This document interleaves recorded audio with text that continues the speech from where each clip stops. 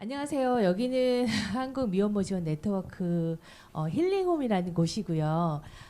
오늘 이렇게 지금 여러분들한테는 어떤 화면이 보이는지 지금 잘 모르겠는데 아마 금순 포럼이라는 요 큰 자막만 지금 보이고 있죠. 그리고 여기에는 정말 바쁘신 와중에 이렇게 각 이제 오신 분들도 있고 오프라인도 참석하고 또 온라인으로 아마 전국에서 지금 들어오고 계신 것 같은데요.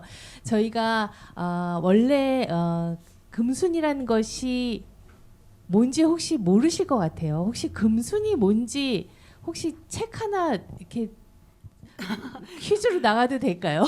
네, 금순이 뭔지 혹시 오늘 미리 네. 조금 공지를 드리면은 오늘 북토크 컨셉이 벌거벗은 세계사 컨셉이래요.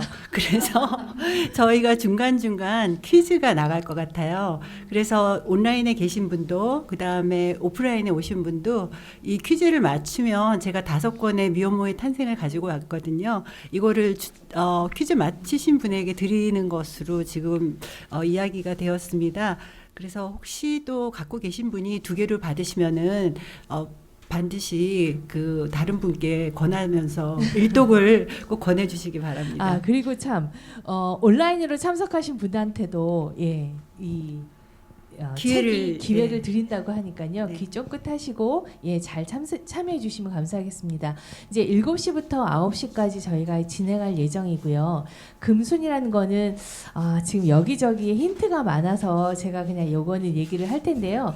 코리안 언웨드 마더스 서포트 네트워크라고 해서 저희가 미혼모의 집 이런 말 하면 안 되잖아요. 그래서 저희가 조금 멋있게 아마 이게 초창기에 지금 신스 2007이라고 하는 거 보니까 2007년도부터 아마 그렇게 사용을 했던 단어인 것 같습니다. 그래서 금순이라는 거 보시면은 여기가 한국 미혼모 지원 네트구나라고 알아주시면 좋겠고요.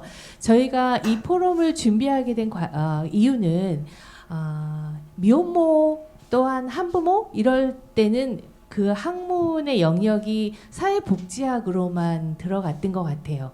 근데 저희가 활동을 하면서 느꼈던 거는 이게 사회복지학으로만은 안 되는 분야다라는 것이 저희의 그 생각이었고, 그렇다면 다양한 학문적 결합이 필요하겠다라고 생각이 들었고, 오늘 그 첫 단추를 역사적인 어떤 관점 그리고 서구의 미혼모들이 어떻게 지내왔는지를 늘 권지정 선생님은 그 책을 이번에 이제 번역을 하셨고, 미혼모의 탄생이라는 책도 60년대 아마 미혼모부터 해서 그 구술로 풀어낸 책이라고 알고 있거든요. 그래서 정말 이런 조명이야말로 지금 시대의 미혼모를 이해하는데 가장 중요하지 않을까?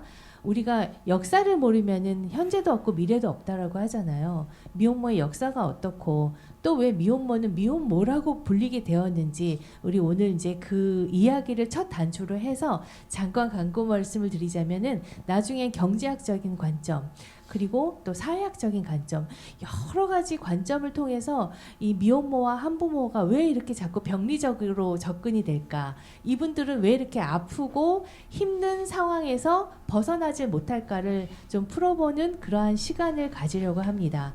그래서 이렇게 오늘 첫 포럼의 단추를 2007년도에 생긴 한국 미혼모 지원 네트워크가 그동안에 한 10년 정도는 이 워크숍을 했었다고 해요. 그러다가 너무 힘들어서 잠깐 쉬셨다가 이제 다시 시작하는 거라서요. 첫 시작이라고 할 수는 없는데 아무튼 여러분들이 좀 그 기대를 가지고 앞으로 계속 참여해 주시기를 저희가 좀 말씀드리고요. 또 신청하실 때 그 저희가 그 자기 그 이메일 주소를 저희가 다 받았거든요. 이메일 주소로 저희가 뉴스레터와 또 이러한 포럼 소식을 항상 알려드릴 테니까 언제든지 와주시면 감사하겠습니다. 자, 그러면 제가 오늘 홈페이지에 나와 있는 저희 홍보 영상이 있는데요. 그 영상을 듣기가 지금 그렇게 지금 조작이 안 돼서 홈페이지에 저희 홍보 영상은 각자 보시는 걸로 하고요. 제가 이제 마이크를 이제 두 분께 넘겨드리기 전에 잠깐 이제 소개 말씀을 드리겠습니다. 자, 오늘 사회를 맡으신 우리 소현숙 박사님은요, 역사학자시면서 한국여성인권진흥원에 계시고 현재 일본군 위안부 문제 연구소 학술 연구팀장이라고 하십니다. 아주 예, 제가 적어놨는데 네네 제 논문 상 받으신 논문이 아주 예 굉장히 재밌는 제목이었어서 제가 적어놨는데 못 찾겠네요. 예.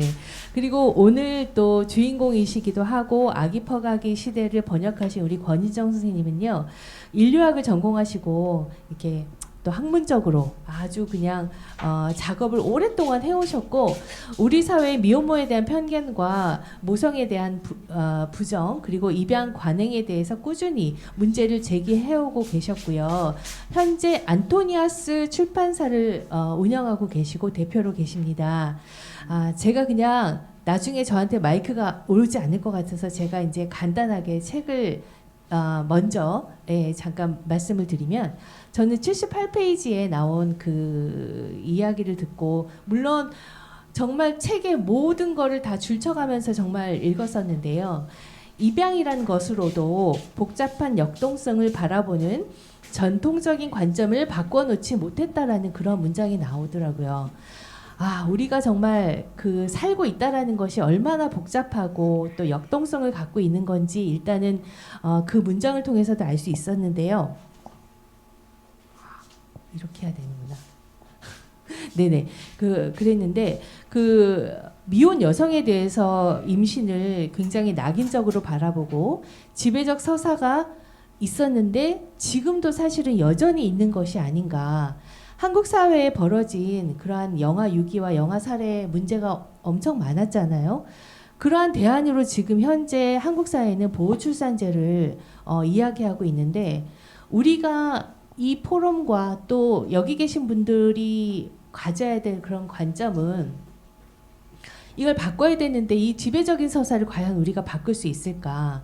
그리고 그러한 가운데 그러한 역동성을 가지고 계시는 다양한 계층들, 미혼모, 또 뭐 요보 아동이라고 하시는 분들, 그 다음에 보호종료 청년, 뭐 자립 청년, 해외 입양인, 그러한 분들의 뒤에는 가난의 대물림이 있고 사실은 청년 빈곤이 있는 것이고 돌봄 사각지대가 여전히 있는데, 이러한 이슈들은 사실은 뒤로 한 채 시설을 늘리고 그리고 그 시설을 통해서만 지금 모든 운영을 하려고 하는 거에 대해서 사실은 저희가 문제 제기를 해야 되지 않나라는 생각을 하면서 저는 이 책을 읽었습니다. 여러분들은 어떤 생각을 가지고 읽으셨는지 너무너무 궁금하고요. 우리 지금부터 이제 마이크를 넘기면 1시간 동안 이제 작가님과 우리 그 사회자분께서 이제 재미있게 얘기를 풀어주실 텐데요. 꼭 채팅창에 질문 남겨주시고 또 여기 계신 분들도 또 마이크를 통해서 질문을 남겨주시기를 바라겠습니다. 그럼 이제 마이크를 넘겨드리도록 하겠습니다. 사회를 맡은 소현숙이라고 합니다. 예, 반갑습니다. 예. 이렇게 포럼이라 그래가지고 또 굉장히 이렇게 큰 무슨 학술대를 좀 생각을 했는데, 이렇게 와서 보니까 굉장히 뭐라 그럴까요? 이렇게 가족 같고 이렇게 편안한 분위기 속에서 이렇게 진행하는 그런 자리라서 금순 살롱, 이런 살롱 같은 이름이 좀 더 알맞지 않을까 하는 그런 생각도 잠깐 해봤습니다. 예. 저는 이제 역사학자고요, 한국사를 전공했고요. 주로 이제 여성사, 가족사 이런 부분들을 전공했습니다. 예, 그래서 원래는 이혼과 관련된 이혼 소송을 분석한 걸로 이제 박사 논문을 썼고 책을 냈었는데요. 그 이혼 문제를 다루다가 우리 권희정 선생님을 만나게 됐어요. 그래서 굉장히 오래 전부터 이제 알고 지냈는데 항상 너무나 그 성실하게 연구를 해오시고 또 열정적으로 쉽지 않은 문제인데 이렇게 평생의 과업으로 삼으시고 연구를 해오시는 그 모습을 보면서 제가 굉장히 평소에 존경하는 마음을 많이 품고 있었는데 또 부지런하셔가지고 책을 이렇게 많이 이제 내시고 또 역서도 이제 번역도 하시고 해서 너무 기쁜 마음으로 이 자리에 왔습니다. 예, 오늘 다루는 책은 아기 퍼가기 시대, 예, 여러분 다 아시고 들어오셨고요. 그 다음에 이제 저자는 캐런 윌슨 부터바우라고 하는 분인데 이분에 대해서는 이제 권희정 선생님께서 자세히 또 설명을 해주실 거라서 예, 마이크 넘겨가지고 선생님께 이제 소개를 좀 부탁드리겠습니다.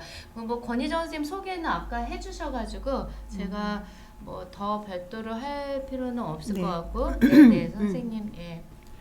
네, 소연숙 박사님 소개 우리 오진방 선생님께서 까먹으신 부분을 제가 좀 보완을 하겠습니다. 제3회 이화현우 여성과 평화학술상을 수상하셨어요. 저서는 이혼 법정에 선 식민지 조선 여성들입니다. 그래서 소연숙 박사님도 오랫동안 그 여성의 시각에서 역사를 새롭게 조망하는 정말 없어서는 안 될 중요한 연구를 해오시는 귀한 분이시라서 오늘 함께 해서 더욱더 큰 의미가 있는 것 같고 기쁘게 생각하고 감사하게 생각합니다. 네. 그럼 저희끼리의 자화자찬이 다 끝났기 때문에 이 자리에 저자 소개를 먼저 하는 게 예의이기 때문에 순서이기 때문에 제가 저자 소개를 좀 먼저 하겠습니다. 그래서 꼭 이럴 때 기술적인 문제가 이렇게 네. 캐런 윌슨 부터바우가 이제 아기를 안고 있는데요. 딸 이제 아기를 낳고 10일째가 되던 날에 찍은 사진입니다. 마리 르네라고 이름을 지었어요. 옷을 잘 차려입고 있죠. 네, 그 이유가 그 다음에 나옵니다. 65년에 그 남자친구를 사귀었고 그 남자친구가 다른 데로 전학을 갔어요. 그래서 방학인지 뭔지 어쨌든 그 남자친구가 보고 싶어서 찾아갔고 그것이 계기가 돼서 이제 임신하게 됩니다. 66년에 이제 고3이 되었어요. 고3이 되어서 이제 한 2월인가 3월쯤 이제 초겨울이나 아니면 이른 봄쯤에 도저히 이제 혼자 감당할 수가 없어서 부모님께 알립니다. 그러니까 부모님은 듣자마자 이제 캐런을 학교를 자퇴를 시키고 그 다음에 유급 위탁 가정이라는 곳으로 보내요. 그때 웨이지 홈이라고 하는 게 일반적으로 많이 널리 있었는데요. 60년대 이 웨이지 홈은 캐런처럼 드러낼 수 없는 임신을 한 그런 여성을 미혼 임산부를 입주 가사 노동 입주 가사 노동을 하시는 그런 분들처럼 이 집에 실제 있었던 거예요. 캐런이 그 집을 나중에 가서 사진을 찍은 겁니다. 저 집 책에 이렇게 나오죠. 이곳 다락방에 살면서 가사 노동을 하고 그 집의 아기를 돌봐주었다. 미혼모는 아기 키울 자격이 없다면서 캐런이 이렇게 생각했습니다. 미혼모는 아기 키울 자격이 없다면서 어떻게 남의 집 아기는 돌볼 수 있다고 생각했을까? 유급 위탁 가정임에도 불구하고 대부분의 미혼모들의 증언에 따르면 급여를 받지 못했고요. 캐런 역시 급여를 받지 못했습니다. 66년 5월이 되면 임신 7개월이 되면은 이제 시설로 이제 이동을 시킵니다. 그게 시스템이었어요. 우리나라도 미혼모 시설이 4개월, 5개월 때 되면은 7, 8개월에 들어오라 그러죠. 그것이 이제 어떤 비용 절감의 차원에서 그렇게 됐던 것 같은데 나중에 얘기가 나오겠지만 이러한 그 미혼모 복지 시스템을 우리가 그대로 가지고 와서 우리나라에서 이제 실천을 하게 되는데요. 어쨌든 이제 7개월이 되면은 플로렌스 크리텐튼 이 책에서 계속 언급되는 미혼모 시설이죠. 저 시설은 몇 년의 역사를 갖고 있죠. 100년이 1800년대부터 벌써 만들어졌던 거고 캐런이 계속 비교를 하죠. 2차 세계대전 이전의 크리텐튼 미혼모의 집과 2차 세계대전 이후의 클리텐튼 미혼모의 집의 어떤 미혼모 운영 정책이 완전히 뒤바뀐 걸 얘기를 합니다. 그래서 이때는 벌써 이제 뒤바뀐 후에 이제 그 캐런이 들어간 거죠. 이게 한 동이었고 여기 밑에 조그만 1층짜리는 이제 부모들이나 이제 보호자들이 이제 오면은 면접을 하고 접객을 하고 이제 입소 절차를 하는 사무실이고요.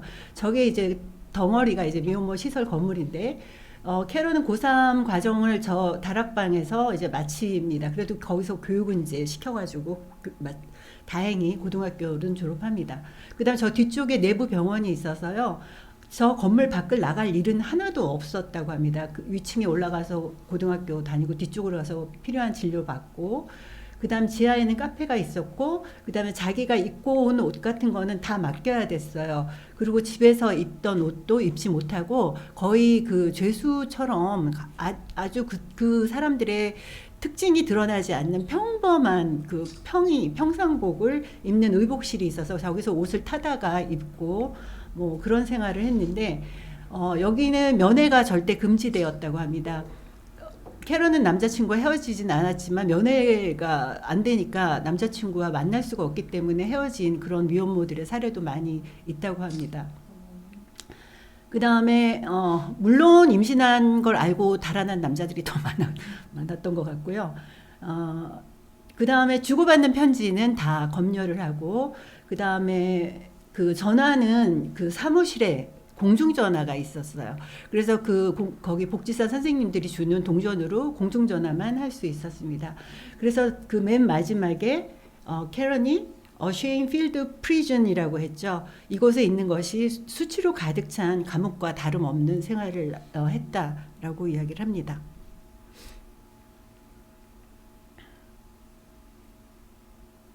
네, 다음 좀 넘겨주세요. 그러면은 이게 이제 6월이 됐으니까 임신 8개월이고 고등학교 과정을 마치고 졸업을 하는데 옆에 친구도 없고 혼자 있는 거 보니까 아마 미혼모 시설 그 맨 꼭대기에서 고교 과정 마치고 마친 학생 몇 명이서 이렇게 졸업식을 했던 것 같아요. 그래서 졸업 가운을 입고 있기 때문에 8개월이라는 게 전혀 이제 드러나지가 않죠. 다음 장이요. 네, 그리고 이제 졸업을 하고 이제 7월 22일 날 새벽 이제 진통이 와서 인근 병원으로 이제 택시를 타고 가서 실려가서 이제 출산을 합니다.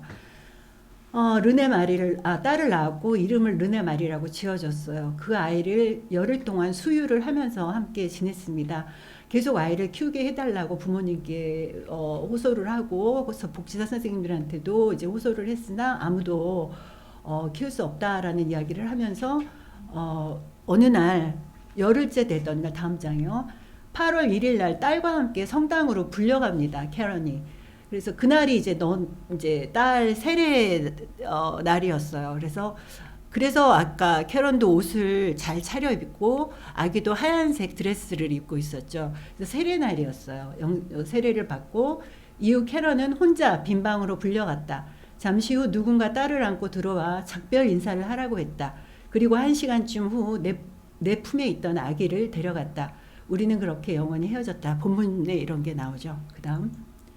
네, 그래서 1996년 30년이 지나서 우연히 버지니아주에 캐런이 살고 있었거든요. 그런데 입양간 딸도 버지니아주에 살고 있다는 것을 우연히 알게 돼가지고 그 딸과 재회를 해서 10년 정도를 같이 연결을 하면서 연락을 하면서 지내는데 그 10년 기간도 자신 만나는 기쁨은 너무너무 컸지만 다시 엄마와 딸로 관계를 맺는 데는 너무너무 큰 장애들이 많았어요. 딸은 자기를 키워준 입양 부모에 대한 죄책감 때문에 엄마에게 자유롭게 연락하지 못했고요. 또 입양 부모도 이 딸을 데려갈 거라고 하는 어떤 두려움 때문에 계속 그 딸과의 만남을 이렇게 좀 방해를 하거나 그렇게 원활하게 이루어지지 못했던 것 같아요. 그러면서 10년을 굉장히 또 다른 가슴앓이를 하면서 보내다가 딸이 갑자기 루게릭병이 발병을 하면서 2007년 사망을 하면서 딸과 두 번째 영원한 작별을 하게 되었던 거죠. 그래서 딸이 죽었던 그 해에 도무지 나는 왜 아이를 키울 수 없었는지, 왜 이러한 다시 만난 딸과 다시 그 재회의 어떤 기쁨을 누렸음에도 불구하고 모녀로서의 어떤 그 관계를 회복하지 못했는가, 누가 나를 아기를 못 키우게 했고, 뭐 이런 것들이 너무너무 고민이 돼갖고 베이비스쿱 에라 이니시어티브라고 하는 연구 조직을 만들었어요. 뭐 직원이 있는 것도 아니었지만 자기 혼자서 그때부터 굉장히 그 오래된 역사적 자료부터 다 뒤져갖고 도서관을 뒤지고 그다음 사람들을 만나서 인터뷰를 하고 이러면서 그 미혼모가 어떻게 낙인화가 되었는지 연구를 합니다. 그러는 한편 다른 또 캐런과 같은 경험을 한 여성들을 2007년이니까 이제 온라인이 많이 활성화되고 사람들 간에 이제 페이스북이니 이런 것들이 연결이 되면서 막 연결이 됩니다. 그래서 나도 그랬다, 너도 그랬다 하면서 이렇게 이제 연결이 되면서 이들이 그러면은 우리 연대하자, 우리의 침해받은 모성권과 인권과 짓밟힌 시민권을 우리 회복하고 그 다음에 정부와 입양 관련 기관들이 우리의 온전한 모성권을 누리지 못하게 한 우리의 권리를 침해한 것에 대해서 우리 사과를 요구하자. 그래서 그런 사과 운동을 펼칩니다. 그리고 2007년도에 그 연구소를 만든 다음에 2017년도에 이 책이 나온 거예요. 제가 원서를 안 가져왔네요. 2017년, 그러니까 10년을 연구했기 때문에 아마 그 연구한 자료를 이 책에 담는 건 정말 일부밖에 못 담았을 것 같아요. 굉장한 자료를 모았던 거죠. 그래서 참고문헌에 보면은 거의 온라인에서 찾아지지 않는 무슨 회의지, 뭐 무슨 보고서, 뭐 이런 것들이 엄청 많이 인용이 돼 있더라고요. 예. 그렇습니다. 그래서 저는 저 책을 2019년도에 저 원서를 알게 되었고 만나게 되었고 이거를 번역을 해서 출간을 해야겠다. 2019년 나왔을 때 이제 사전 그 책이 출간되기도 전에 사전 신청을 해가지고 이제 그걸 기다리고 있다가 받았는데요. 그때 마침 또 미혼모의 탄생을 제가 쓰고 있어가지고 바로 번역은 못하고 좀 늦어졌어요. 그래갖고 작년에 이제 나오게 됐습니다. 그래서 캐런과 같이 그렇게 모성권을 누리지 못하고 물론 낳지 않을 권리도 모성권이고 낳을 권리, 키울 권리도 다 모성권이잖아요. 그러니까 우리 모성권은 굉장히 그 스펙트럼이 큽니다. 그런데 우리는 이제 키워야 되는 거는 또 마치 모성 억압인 것처럼 생각을 하는데 이분들은 원했으나 키우지 못한 거예요. 모성권을 박탈당한 거예요. 그렇기 때문에 어떤 그런 뭐 인권과 사회권 문제까지 이제 이분들이 이제 언급을 거론을 하는 거죠. 바로 그 시대 50년대부터 70년대까지 우리는 미국 사회를 이렇게 알고 있잖아요. 대중문화에 확산한 성애 개방, 그다음에 여성 교육권 확대. 그래서 유색 인종인 흑인 여성들도 대학을 가서 이제 자유와 평등을 누리던 시대라고 했는데 이 시대에 그러니까는 그 도덕적 운이라고 하는 말을 어떤 학자가 쓴 걸 들었거든요. 그래가지고 똑같이 혼외 성관계를 갔는데 임신하지 않으면 도덕적으로 운이 좋아서 비난받지 않고 운이 나빠서 임신을 하면은 비난을 받고 그 사람 걸리지 않은 사람과 완전히 다른 삶을 살게 되는 그러한 그 서구사의 어떤 보이지 않는 그 이면이 바로 이 아기 포괄기 시대에 잘 증언이 되고 기록이 되었던 것 같습니다. 네, 그래서 저자의 소개를 이렇게 마치고요. 제 소개도 같이 함께 했습니다. 네.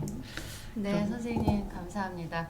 아주 자세하게 말씀을 들으니까 이 원 저자가 굉장히 그 많은 고민과 그 번뇌 속에서 이 책을 또 이렇게 연구를 했구나, 이 책을 썼구나 하는 생각이 들어서 이 책의 무게가 정말 가볍지 않은 책이라는 생각을 좀 하게 됩니다.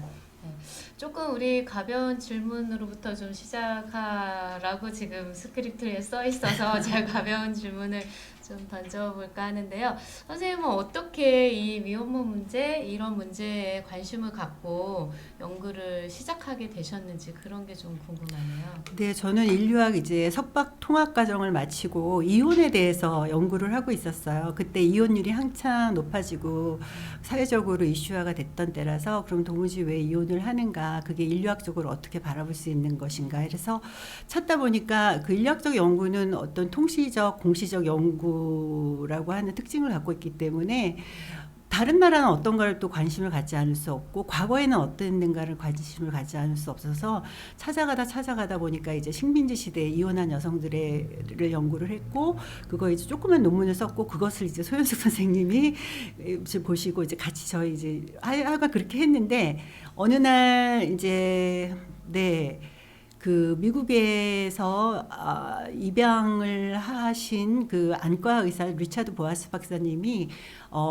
입양을 원하는 부부들을 입양을 할 수 있도록 이제 금전적으로 재단을 패밀리 재단이라고 조그만 재단을 갖고 있어요. 금전적으로 지원을 하면서 본인도 아버지였거든요. 입양부였거든요. 그래서 본인이 그렇게 누린 그 입양의 기쁨을 다른 사람과 누리기 위해서 하다가 알고 봤더니 10명, 12명의 미혼모들을 한국에 와서 만나고 그분들이 다 이제 양육을 포기하고 사랑하지만 태명은 뭔데 뭐 이러면서 입양을 보낼 수밖에 없다는 말에 충격을 받으시고 입양을 돕는 것이 아니라 내가 그동안 입양 부로서 느낀 20년 동안 아이를 키우면서 느낀 행복은 누군가의 눈물과 슬픔과 불행이 전제된 것이었구나 라고 하는 걸 깨달으시고 그때부터 한국의 미혼모 권익운동을 하시게 됐습니다.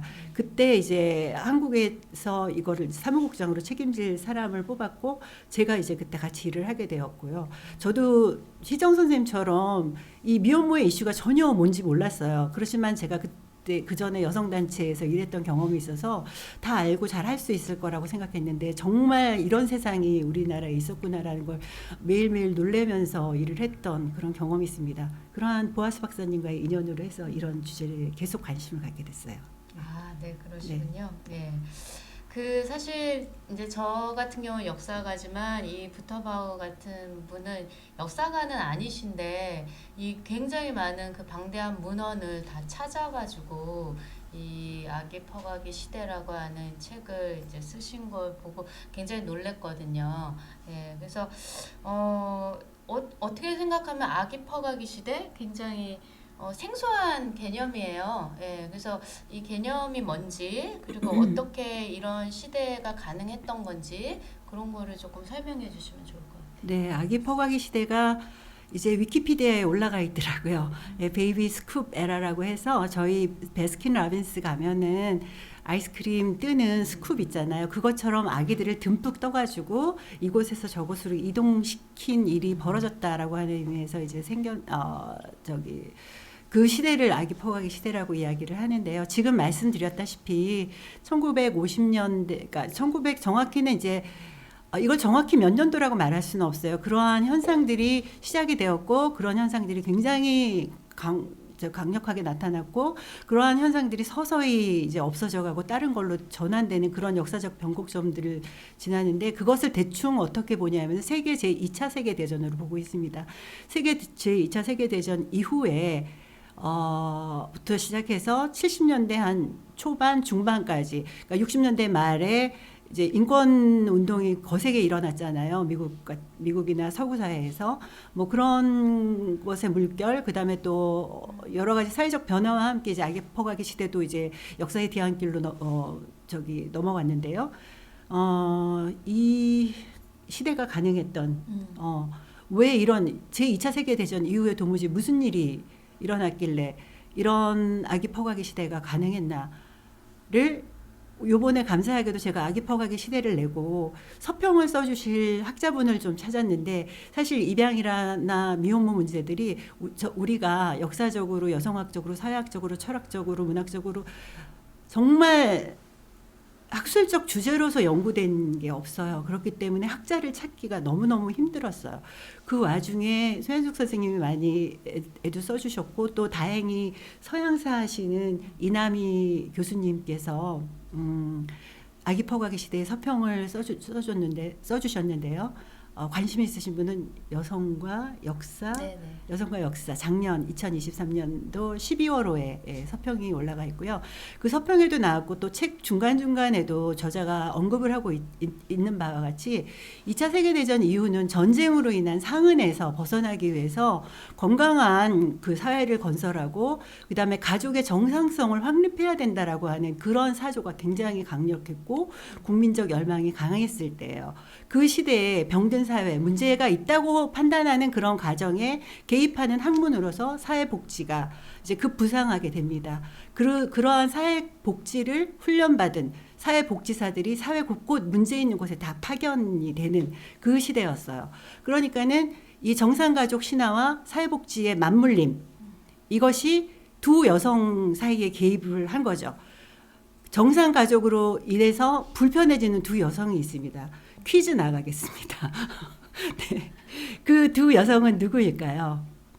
힌트를 드리면 한 부류의 여성은 이 정상가족 신화가 막 강해지면서 불편해진 두 여성이 있었는데 한 부류의 여성은 뭐뭐를 했는데 뭐뭐를 안 한 여성이에요.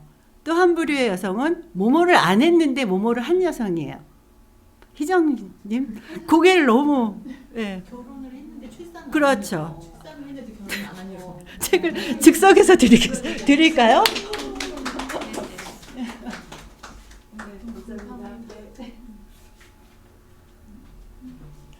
아니 벌거벗은 세계사 보면 오답을 몇 번 말하고 정답으로 가는데 오늘 정답이 바로 나왔네요. 네, 결혼을 안 했는데 아이를 낳은 여성과 결혼을 했는데 아기를 낳지 않은 못난이거나 안 낳는 거, 하여간 무자녀 기혼 여성은 이제 이렇게 문제시가 되었습니다. 그래서 이 사회 문제가 있는 곳은 우리는 어디든지 달려간다.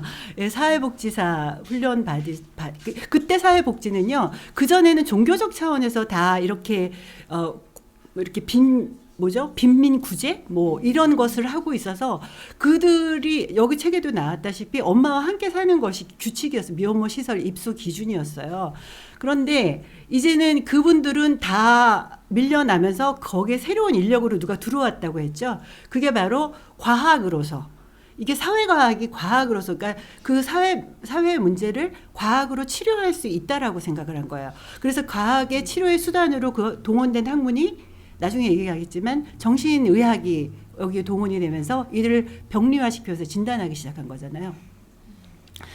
네, 그러한 사회 분위기에서 이제 그 입양이라고 하는 수단이 그 결혼을 안 했는데 아기를 낳은 여성의 문제를 해결하고 그다음에 결혼을 했으나 아기가 없는 여성의 문제를 해결하고 하는 차원에서 굉장히 확산된 측면이 있다라고 하는 것들이 현재까지 서구에서 진행된 연구의 결과입니다. 네. 좀 아까 정재훈 님이 네. 요 채팅창에 네. 정답을 말씀해 주셨거든요. 아, 정재윤 선생님. 네, 제가 따로 뵙겠습니다. 그 전쟁이라고 하는 게 굉장히 이제 사람도 많이 죽고 하고 이제 가족의 이산이라든가 이런 걸 사망이라든가 이런 걸 경험하니까 그 정상 가족에 대한 그 욕망이 더 커지는 것 같아요. 전쟁 후에. 그리고 굉장히 보수적으로 되고 그래서 뭐 한국도 한국 전쟁 이후에 굉장히 보수화 되거든요. 그래서 전통에 대한 강조가 나타나고 50년대 보면은 근데 이제 서구 사회에서도 이게 굉장히 전통에 대한 강조가 있고 그다음에 그 스위트 홈 그래서 굉장히 그 아름다운 가정을 꾸미는 거 이런 거에 대한 로망이 굉장히 커져가지고 50년대에 만들어진 영화들을 보면은 여자들이 홈드레스 입고 굉장히 아름다운 그 집에서 그 가족을 돌보는 그래서 그 여성은 굉장히 아름다운 여성이라고 이렇게 보여지는 그래서 뒤에서 막 후광을 막 때리면은 여성들이 되게 신비해 보인대요. 그래서 이제 그런 식으로 여성을 되게 신비화시켰던 그런 시대라고 알려져 있거든요. 그러니까 그런 사회 분위기랑 이런 게 또 맞물렸나 봐요. 네. 네, 그것이 양면이죠. 그러니까 한쪽에서는 결혼한 여성들은 조명을 받고 결혼하지 않고 아기를 낳은 여성들은 이제 음지로 가려지는 그러니까 갈라치기가 일어나는 그 시기였던 것 같습니다. 네네. 근데 그 이렇게 이제 그 미혼모들을 병리화하고 문제시하기 전에는 사회복지나 이쪽에서도 이 여성들이 아이를 키워야 된다는 생각이 강했다고 네, 하셨잖아요. 책에 계속 나오고 있었죠. 그래서 다 읽으신 분들은 알겠지만 제가 여기에 대해서 따로 제 의견을 말할 건 없고 책에 나왔던 문장을 다시 읽으면서 기억을 다시 정리해 보시면 좋을 것 같아서요. 천천히 읽어보겠습니다. 페이지 수는 제가 적지를 않아서 어딘가에 있을 텐데요. 예, 1930년 플로렌스 똑같은 캐런이 있었던 집이죠. 그 클리텐튼 미혼모의 집 사회복지사가 상담 편지를 쓴 내용이 책에 나와 있죠. 당신은 어머니와 아이가 가능한 항상 함께 해야 함을 믿는지 알고 싶습니다. 둘은 떨어져서는 안 되는 것이 신의 신성한 계획입니다. 용기를 북돋아주고 필요한 교육을 제공해주면 어린 어머니들도 거의 아기를 키우려 합니다. 이들이 함께 살도록 도와주는 것이 이 둘 모두에게 나은 일입니다. 라고 하는 상담사의 편지가 있었고요. 1938년 미국 아동복지연맹 입양 지침서에 나온 이야기입니다. 아동을 위한 첫 번째 안전장치는 친생 부모이다. 아동의 혈연 관계를 불필요하게 박탈해서는 안 된다. 그 다음 마지막으로 1942년 플로렌스 클리텐튼 미혼모의 집 홍보책자에 나온 이야기입니다. 보통 아기와 엄마가 5주 동안 머물고 5주가 되면 시설을 떠납니다. 그들이 떠나기 전 엄마와 아기를 위한 계획을 우리는 함께 세워줍니다. 엄마의 사랑이 있는 집이 부유한 입양 가정보다 낫습니다. 라고 하는 문구가 정확히 여기 나타나고 있습니다. 네. 네네. 그러면 이렇게 이제 엄마의 사랑을 강조하고 그 친모가 아이를 키워야 되는 걸 강조했었는데 이게 이제 2차 세계대전 이후에 이렇게 가정에 대한 신성시 이런 것들이 강화되면서 이제 이렇게 입양 중심으로 변화하게 되었다고 하셨는데요. 이렇게 이제 복지 실천이 변화되면서 이거를 어떻게 그 정당화했을까? 네네. 이런 게 좀 궁금해지거든요. 그렇죠. 우리가 아무리 입양을 보내야 한다라고 말을 해도 정당화하는 논리, 설득하는 논리가 없으면 아무도 거기에 따르지 않았겠죠. 왜냐하면 그 전에 관습이 있었기 때문에 그걸 그대로 지키려고 하겠죠. 하지만 이들의 생각을 전환시키고 이들의 믿음을 전환시킨 게 바로 그 근대 핵가족, 결혼한 부부와 자녀로 이루어진 4인 가족의 가장 행복하고 가장 문명화된 형태의 가정이다라고 하는 생각들이 벌써 진화론에서부터 시작돼서 차곡차곡 그러한 그 믿음이 이제 완전히 대중화되던 시대가 2차 세계대전 이후고요. 얼마나 그 정상 가족이라고 하는 거는 성 역할에 기본하고 있잖아요. 부양자 남편, 그러니까 유급 노동을 하는 남자와 그 다음에 가정에서 살림을 하는 피부양자, 그다음 무급 노동을 하는 주부와 그 다음에 항상 웃고 공부를 잘하는 아이들을 기대하는 그 모습이었는데요. 그래서 여학생들이 아무리 아까 제가 60년대 이렇게 교육권이 확대되었다 하더라도 거의 대학 후에 우리나라가 한때 그랬듯이 대학 졸업하면 결혼을 하거나 그 다음에 가정 살림으로 모든 여성들이 마치 그 진공청소기에 빨려 들어가듯이 대학 졸업과 함께 가정이란 곳으로 다 빨려 들어갔잖아요. 그러한 그게 굉장히 철저하게 미국에서도 일어났어요. 그래서 제가 조금 자료를 갖고 왔는데요. 파워포인트 다음 장 얼마나 그 다음 장. 네. 미국의 그때 실습용 악이라는 게 저도 우연히 구글 이제는 너무너무 아카이빙들이 잘 돼 있어갖고 해외 도서관은요. 제가 1950년대, 60년대에 이런 일이 있었다라고 하는 어떤 잡지를 보게 됐어요. 그래서 실습용 아기가 뭔가 하고 그거를 찬찬히 한번 살펴보았습니다. 넘겨주세요. 이 아기들의 이름은 디키, 스펠링과는 다른 거죠. 디키, 도니, 바비, 바비2, 바비3, 그레이스, 에드나, 존 등이었다. 이 아기, 실습용 아기 이름들은 다 달랐지만, 비슷비슷하게 달랐지만, 이들을 실습용 아기, 프랙티스 베이비 또는 아파트 아기들이라고 불렀대요. 그런데 성은 모두 도미콘이었어요. 그 도미콘은 뭐의 약자였냐면은 도메스틱 이코노믹스, 즉 가정학이에요. 저희 대학에 예전에 가정학과 있었잖아요. 그 가정학에서 어머니 되기 실습 그 훈련을 시킵니다. 교과 과정으로. 그래서 대학 교정에다가 살림용 아파트를 짓습니다. 그리고 5명, 6명의 여학생들이 한 팀이 돼가지고 실습용 아기를 가지고 모성 연습을 합니다. 그래서 수백 명의 아기들이 지역 고아원이나 병원이나 구호소에서 착출이 되어서 가정과 모성 실습 과목을 위해서 보내졌어요.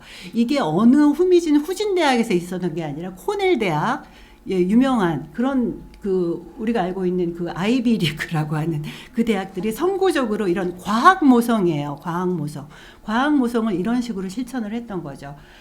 그래서 생후 3주에서 몇 개월 된 아이들이, 그러니까 부모가 없는 아이들인 거죠. 그 아이들이 1년 계약으로 들어오는데 그 계약서 안에 그 내용인데요. 이 고아원과 코넬 대학이 계약서에는 이렇게 써 있었다고 합니다. 학교 측에서 아기에 대해 만족하지 못할 경우 언제나 돌려보낼 수 있다라는 계약서의 조항이 있어요. 정말 왜들 다 사회가 조용하죠? 왜 다 들고 일어나지 않죠? 그 다음 장 네. 사진이 있습니다. 이렇게 해서 이제 인형도 갖다 놓고 모형도 갖다 놓고 다림질하는 연습도 하고 요리하는 연습도 하고 여기 애들은 이제 그 실습용 아기들이에요. 착출된 아기들이 실제로 저렇게 와가지고 네 너무너무 끔찍한 일이죠. 정말요. 네, 그래서 이게 이제 그래서 그 사회복지가 이제 사회복지는 더 이상 종교적인 어떤 이런 자선 행위가 아니다. 이건 과학으로 치료해야 되는 문제다라고 했고, 사회학자들도 사회복지에서만 우리가 비판한 게 아니라 근대 학문이 다 이 정상가족 그 이념에 기초하고 있어요. 그 너무나 유명한 윌리엄 구드 사회학자도 1960년대, 70년대 굉장히 활발한 활동을 했는데 우리 사회에는 지금 6가지 미완성 가족이 있다. 이 6가지 미완성 가족 때문에 미국의 모든 문제가 일어나고 이거를 어떻게 그런 얘기를 이제 했던 것 같아요.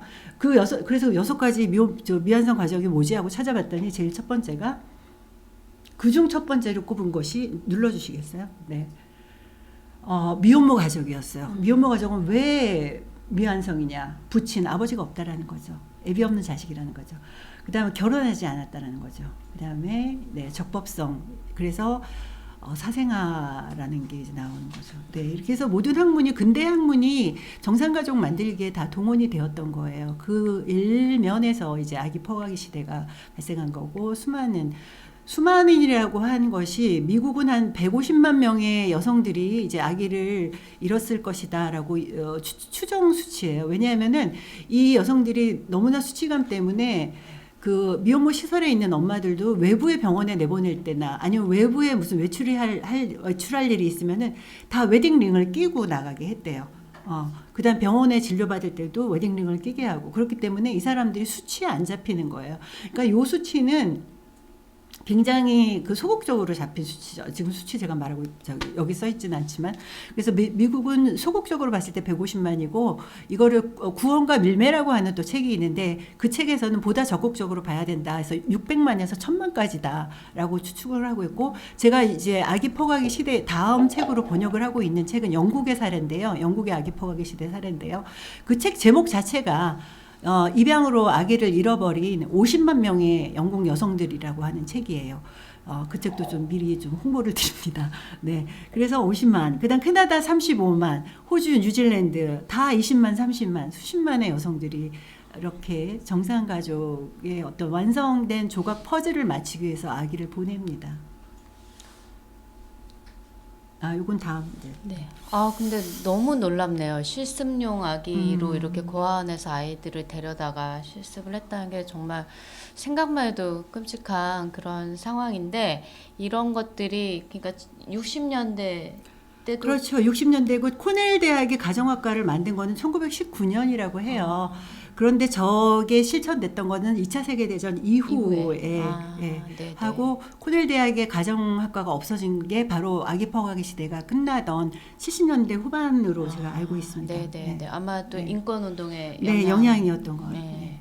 한국에서도 보면은 50년대 이후에 이제 그 의무교육이 완성이 되면서 여학생들이 이제 중고등학교를 가기 시작하거든요. 그래서 50년대, 60년대부터 이제 중고등학교에 많이 가게 되는데, 그때 많이 만들어지는 게 생활관이에요. 그래가지고 한 일주일씩 생활관에 입소해가지고 그 어머니 아내로서의 역할, 그러니까 현모양처 교육을 그때 굉장히 열심히 해가지고 어머니와 아내로서의 역할을 하도록 요리하는 거 이런 거를 막 배우는데, 이렇게 아기를 놓고 실습한다는 건 없었거든요. 그래서 야, 한국보다 더 심하다 미국은. 진짜 발전된 과학 학문을 자랑하는 것 같습니다. 굉장히 놀라운 사실을 알게 되었습니다. 그리고 여기 증언에도 그런 말이 많이 나오잖아요. 그 콘이라는 미혼모 당사자가 아기를 키우려는 것은 이기적이고 아들을 생각한다면 엄마 아빠가 모두 있는 집에 아기를 보내야 한다라고 설득을 했고요, 사람들이. 그다음에 텍사스 미혼모의 집에서 그 미혼모 아기를 포기를 설득하도록 하는 그 언설이 무슨 말을 했냐면은, 입양 부모가 너보다 원고보다 아기에게 더 많은 것을 줄 수 있다. 원고의 자녀는 어느 날 학교에서 돌아와서 엄마 후레 자식이 뭐야? 라고 하는 아들, 이때 바스타드라고 해갖고 이제 후레 자식이라고 이제 번역하면 될 것 같아서요. 그렇게 했고요. 그 다음에 마지막에 프리실라 같은 경우에는 너무 저는 이 여성이 다들 이 프리실라 사례를 다 읽으셨을지 저와 똑같은 기분으로 읽으셨을지 모르겠지만 그 미혼모가 이제 출산을 하러 병원에 들어가면 일반 그 산모들하고 다 섞여 있잖아요. 그럼 미혼모 병실은 복도 끝 맨 후미진 곳에 창고 같은 곳에 이제 집어넣는 거예요. 근데 혼자 거기다 이제 덜렁 놔두고 간호사도 의사도 안 오는데 그 사이에 양수가 터진 거죠. 그러니까 처음 보는 양수에 너무 놀란 미혼 산모가 복도로 나가가지고 도와달라고 했더니 그때 수년 간호사분이 달려 나오면서 마치 그 공간이 오염이라도 되듯이 여기는 정숙한 여성들이 아기를 낳는 곳이니 빨리 너 방으로 들어가라라고 하는 말을 했죠. 그거는 제가 너무 가슴 아프게 읽었던 거라서 책 뒤에 발제문으로도 뽑았습니다. 네. 발제문이 아니라. 네. 네네. 이렇게 이제 굉장히 이제 사회가 변화하게 되는데 여기에서 이제 주로 책에서 강조했던 부분이 이 새로운 사회복지사들의 등장, 이런 것과 그다음에 입양에 대해서 굉장히 긍정적인 담론이 확산되었던 것, 그리고 이제 정신의학적으로 이 미혼모들을 병리화시켜간 과정, 이런 것들을 좀 설명을 쭉 하고 있어요. 그래서 그런 사례들과 관련해서 조금 더 자세하게 설명하실 부분 있으면 설명 좀 해주시면 좋을 것 같고, 그런 상황 속에서 이제 미혼모가 아기를 포기하고 입양 보내도록 강요되었는데 이게 쉽지 않았을 것 같아요. 그렇게 포기한다고 하는 게. 그래서 이들의 그 입양 선택이라고 하는 게 얼마만큼 자발적인 것이었는지 혹은 강요된 것이었는지, 이런 부분에 대해서 좀 어떻게 번역하시면서 네. 어떻게 느끼셨는지 그런 부분도 좀 궁금합니다. 그러니까 다시 정리드리면 이제 전후에 제2차 세계대전 이후에 그 건강한 가정을 만들자라고 하는 그 정상가족에 대한 신화, 그 다음에 정상가족을 만드는 어떤 실천가, 현장 실천가로서의 학문으로서의 사회복지학과, 사회 등장, 그 다음에 입양이 갑자기 그 전에는 사실 우생학이 굉장히 그 2차 세계대전 이전은 두 가지 트랙이 있었는데요. 그 종교적인 그 커뮤니티에서 미혼모들이 아기를 키울 수 있도록 돕자라고 하는 그 분위기가 굉장히 강했고, 다른 한편은 또 우생학에 대한 두려움이 있었습니다. 그래서 미혼모들은 나쁜 피를 가지고 있다고 생각을 했어요. 그래서 이들은 그러니까 입양이고 뭐고 우생학에서는 입양을 원하지 않았어요. 불임 수술을 해야 된다고 생각을 했어요. 그래갖고 잡아다가 불임 수술을 하는 대상이었고, 한쪽에서는 종교적인 어떤 그 선교 차원에서 불쌍한 자매들, 타락한 자매들을, 그러니까 레미제라블 같은 경우가 이제 거기 그 미혼모가 나오고 뭐 어떤 그런 그 동정적인 시선, 그런 게 2차 세계대전 이전까지는 그 두 가지 트랙이 있었고요. 2차 세계대전 이후에는 갑자기 이게 바뀝니다. 왜냐하면 과학이 모든 걸 해결해 줄 수 있으니까. 미혼모는 나쁜 게 아니라 바로 병리화 담론이 굉장히 일반화된 거죠. 그래서 얘네들은 나쁜 게 아니라 아픈 거야. 그러니까 아픈 아이들은 엄마가 될 수 없어. 키울 수 없어. 이 아기를 빨리 떼어가지고 또다시 기혼 여성이 아기가 없으면 얘도 정신병에 걸려.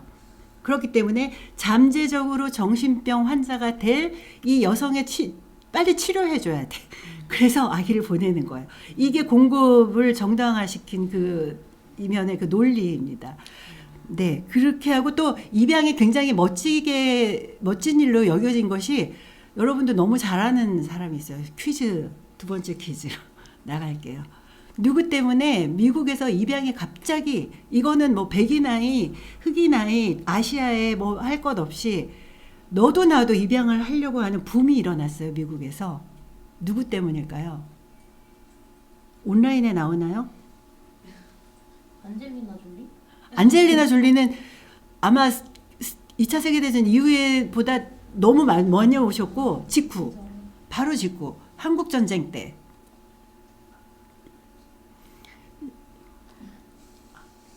한국에서도 유명한 분이. 네, 거죠? 한국에서도 유명한 분이죠. 답이 나올 때가 됐는데. 누가 우리나라에서 입양을 여기 너무 많이 나옵니다. 해줘갔어요. 답글에. 예. 채소님. 여기. 네, 채소님이 뭐라고 쓰셨나요? 맞습니다, 채소님. 채소님, 나중에 봬요.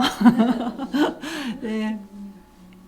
해리홀트입니다. 1953년에 해리홀트가 종교적으로 그 무슨 목사 청계천에서 아이들이 다 굶어 죽는 아이들을 이제 구해가지고 이제 그 아이들에게 어떤 새로운 삶의 광명을 비춰준 거에 이제 감동을 받아가지고 한국으로 오잖아요. 한국으로 와가지고 8명. 그때 미국에서는 아이를 2명 이상을 입양 못하게 했어요. 그런 법이 있었는데 해리홀트가 그걸 로비를 통해 가지고 그 법을 바꿔가면서까지 8명의 아이를 처음 데려가잖아요. 그러니까 그게 이제 대대적으로 보도가 되면서 전 미국, 우리나라 전국이 아니라 미국 그 큰 전국에서 어떻게 하면 아기들을 입양할 수 있는지 문의가 너무너무 쇄도해서 우리나라 보건사회부가 너무너무 바빠진 거예요. 그래갖고 급하게 고아 입양법 만들고 법적인 제도 만들고 아이들이 이제 막 1년에 많게는 800명, 900명까지도 보냈었죠. 그런데 70년대 이전까지는 거의 흑인 혼혈아동을 많이 보냈고 70년대 이후에는 미혼모의 아이들이 보내졌는데 그것도 이제 또 나중에 얘기할 기회가 있을 것 같습니다. 그래서 그 정상가족에 대한 신앙, 그 다음에 정상가족을 실천할 수 있는 사회복지학의 등장, 그 다음에 입양이 갑자기 너무너무 인기가 많아지니까 백인 아이를, 책에도 나왔다시피 백인 아이를 입양하는 건 너무너무 비싼 일이었어요. 그러니까는 입양은 하고 싶다. 나는 아이는 있어. 그런데 해리홀트 보니까 막 영웅이 되는 거잖아요. 그러니까는 나는 선한 일을 했다라고 하는 어떤 이런 걸 뭐라고 말하나요? 이건 선민의식이 아니죠. 어떤 그런 그 좋은 사람이 됐다라고 하는 그러한 것이 또 이 인종 간의 입양 이것도 굉장히 활성화시킨 측면이 있어요. 그거는 이제 입양을 하는 입장이고 그럼 미혼모가 어떻게 포기를 할 수 있었냐? 너네들이 좋아하니까 내 얘기 가져가 이러지는 않았을 거 아니에요. 바로 그것이 그 정신의학의 등장입니다. 그래서 정신의학 에서 이들을 이제 병리화하는 정말 그냥 사회복지사가 한 말이 아니에요. 어느 유명한 대학의 정신의학 교수가 미혼모는 이런 병적인 일을 한 거에 대해서 처벌을 받아야 되니까 아기를 포기하고 입양을 보내야 된다 그런 말을 한 기록이 있고요. 그 다음에 여기 다시 읽어볼게요. 제 얘기가 아니라는 거를 저는 말씀드리고 싶습니다.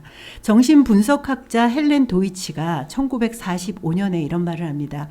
미혼모 중 가장 성숙하지 못한 미혼모들이 아기를 기르겠다고 싸운다. 대부분의 미혼모를 위한 최선의 해결책은 아기를 포기하도록 하는 것이다. 아기 입양에 대한 미혼모의 저항은 방어 및 증상 형성의 역학이라는 관점에서 이해되어야 한다. 저는 제가 번역했지만 방어 및 증상 형성의 역학이라는 말을 이해를 잘 못했는데 계속 생각을 해보니까 방어는 이제 아기를 빼앗기지 않으려고 하는 방어고 그 다음에 증상이 만들어지고 있다. 이거 심틈인 거예요. 병적인 심틈인 거잖아요. 이 아기를 보내지 않으려는 것과 아는 것은 병적인 이 심틈의 현상이다. 그것의 역학이 얘네들로 하여금 이렇게 입양으로부터 저항을 하게 한다. 그래서 굉장히 정신분석학 용어가 많이 쓰입니다. 이 당시 미혼모를 진단하는 데 있어서. 그 다음 헤이만이라고 하는 사람은 1960년대에 이렇게 얘기를 했습니다. 병이 깊은 미혼모일수록 더 아기를 놓아주려 하지 않는다. 복지사들은 미혼모가 건강한 결정을 내릴 수 있도록 단호한 태도를 취하고 미혼모의 가족들에게도 똑같은 태도를 취해야 한다. 그 다음 1962년 구세군 안내 책자에는 이렇게 써 있습니다. 미성숙하고 더 강박적인 미혼모일수록 아기를 독립적 인격체로 보지 않고 양육하려는 욕구가 더 강하다. 정말 이거는 굉장한 변화인 거죠. 예, 10년 만에 이렇게. 네. 네네. 그러면 이렇게 저항하는 그런 미혼모도 있었을 것 같아요. 아기를 네. 뺏어가는 거에 대해서 그런 거에 대한 어떤 강제나 이런 것도 있었을까요? 그래서 이 입양으로 아기를 입양 서구에서 이거를 좀 말씀드릴게요. 입양 언어 순화의 역사가 있습니다. 입양 언어 순화 역사.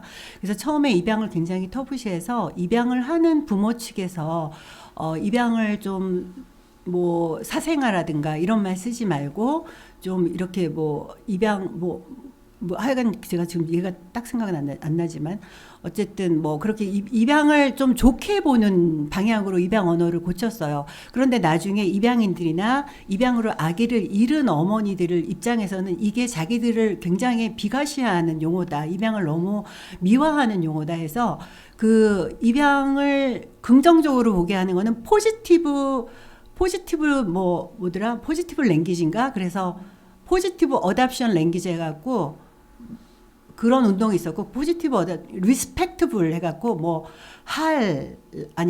그러니까 포지티브 PAL 그 다음에 리스펙트 그러니까는 RAL 그래서 입양 언어 순화 운동이 있었어요. 그래서 이것을 우리는 반대한다. 그래서 입양인들이 또 일부 입양으로 아기를 잃어버린 미혼모들이 함께 해서 이거는 긍정적인 언어로 바꾸는 게 아니라 honest adoption language로 바꿔야 된다. 그래서 honest HAL 그래서 그래서 할 이렇게 바뀌어옵니다. 네. 네, 네. 그래서 이제 이분들이 가장 분노하는 것이 미혼모의 선택을 했다. 니네들이 선택해서 입양을 보냈다라고 하는 말에 가장 억울해하고 좀 분노해야 하는 것 같아요. 기록들을 보니까. 그래서 선택이라고 하는 건 두 가지가 있어야 되는데 우리에게 주어진 선택은 한 가지밖에 없어서 그걸 선택했는데 어떻게 이것을 선택이라고 할 수 있느냐라고 반발을 했고요. 이분들의 이제 증언에 따르면은 강요와 협박과 회유가 있었다라고 이야기를 합니다. 그래서 이 당시 그 마운트 시나이 의과대학 정신의학과 임상 교수인 마르셸 하이만 교수는 이렇게 말했다고 책에 나오고 있죠. 미혼 임산부가 입양을 거부하면 미혼 임산부의 그 어머니를 설득해야 한다. 그리고 미혼모를 대한 태도와 똑같이 일관적이고 단호한 태도로 어머니를 설득해야 한다. 그 다음에 마샬 앤 맥도날드라고 하는 분들의 연구에서는요. 아기 퍼가기 시대의 법원은 엄마가 미혼이라는 이유에서 친권을 박탈하고 미혼모에게 아기를 포기하라고 설득했다. 또 본문 중에도 이런 문장이 나오죠.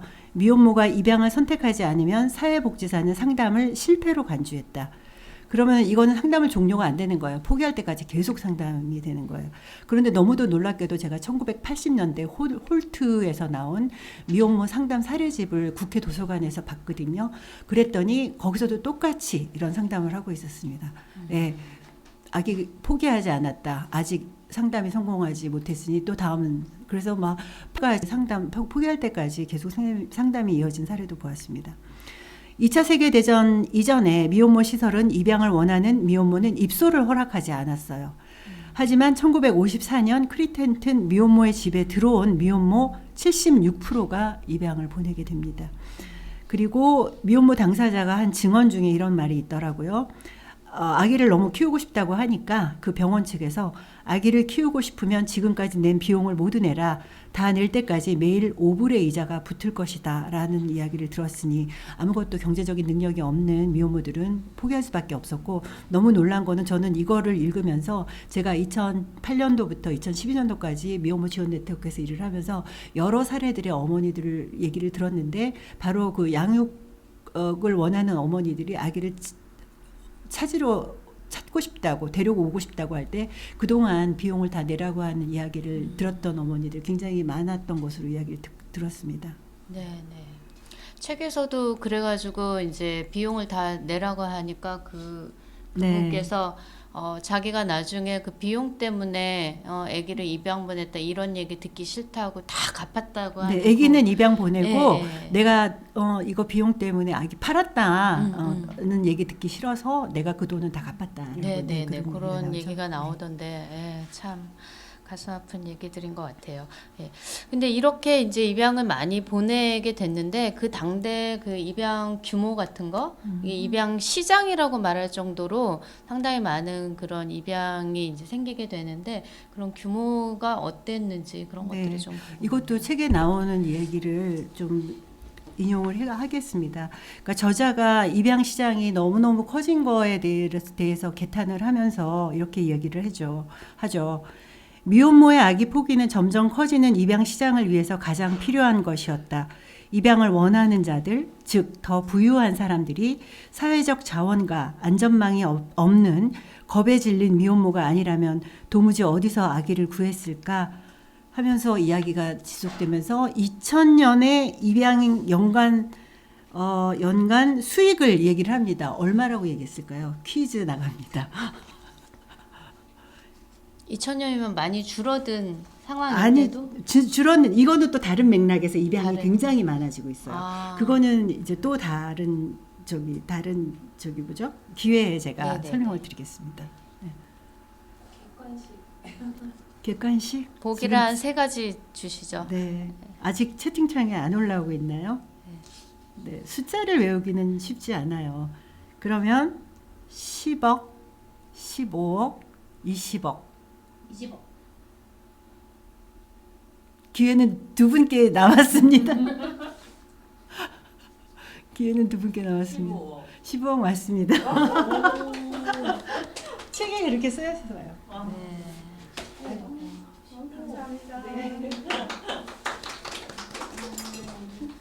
어마어마한 규모네요. 예. 네. 이거는 지금 그렇죠. 우리 소연숙 선생님이 굉장히 날카로운 질문을 해주셨죠. 아기 포가기 시대는 70년대 초반에 끝났는데 2000년에도 이렇게 입양 시장이 크냐라는 질문이 굉장히 의미 있는 질문이고요. 거기에 대한 설명할 기회가 있을 것이라고 생각해서 넘어가겠습니다. 네네네.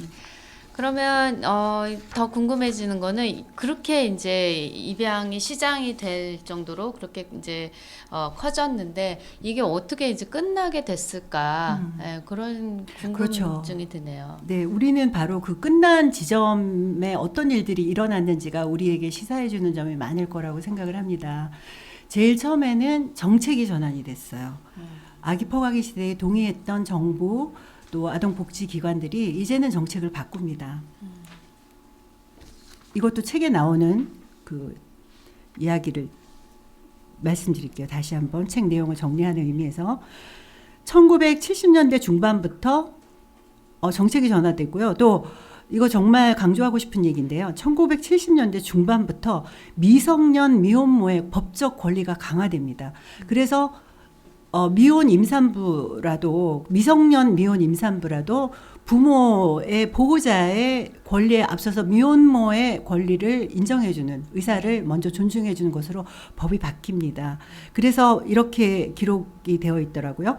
법정은 더는 아동과 성인을 두 개의 다른 범주로 보아서는 안 된다. 부모의 지휘권이 아동의 헌법적 권리를 우선할 수 없다. 이렇게 명시합니다. 네. 우리나라도 좀 이렇게 됐으면 좋겠어요. 네. 1971년 유엔 여성 지위 위원회에서 미혼모의 지위 법과 관행 보고서를 냅니다. 미혼모를 돕는 일이 혼외 출산을 장려하는 일로 여겨서는 안 되며 또한 그들을 사회적 악으로 여겨서는 안 된다라고 분명히 명시했습니다.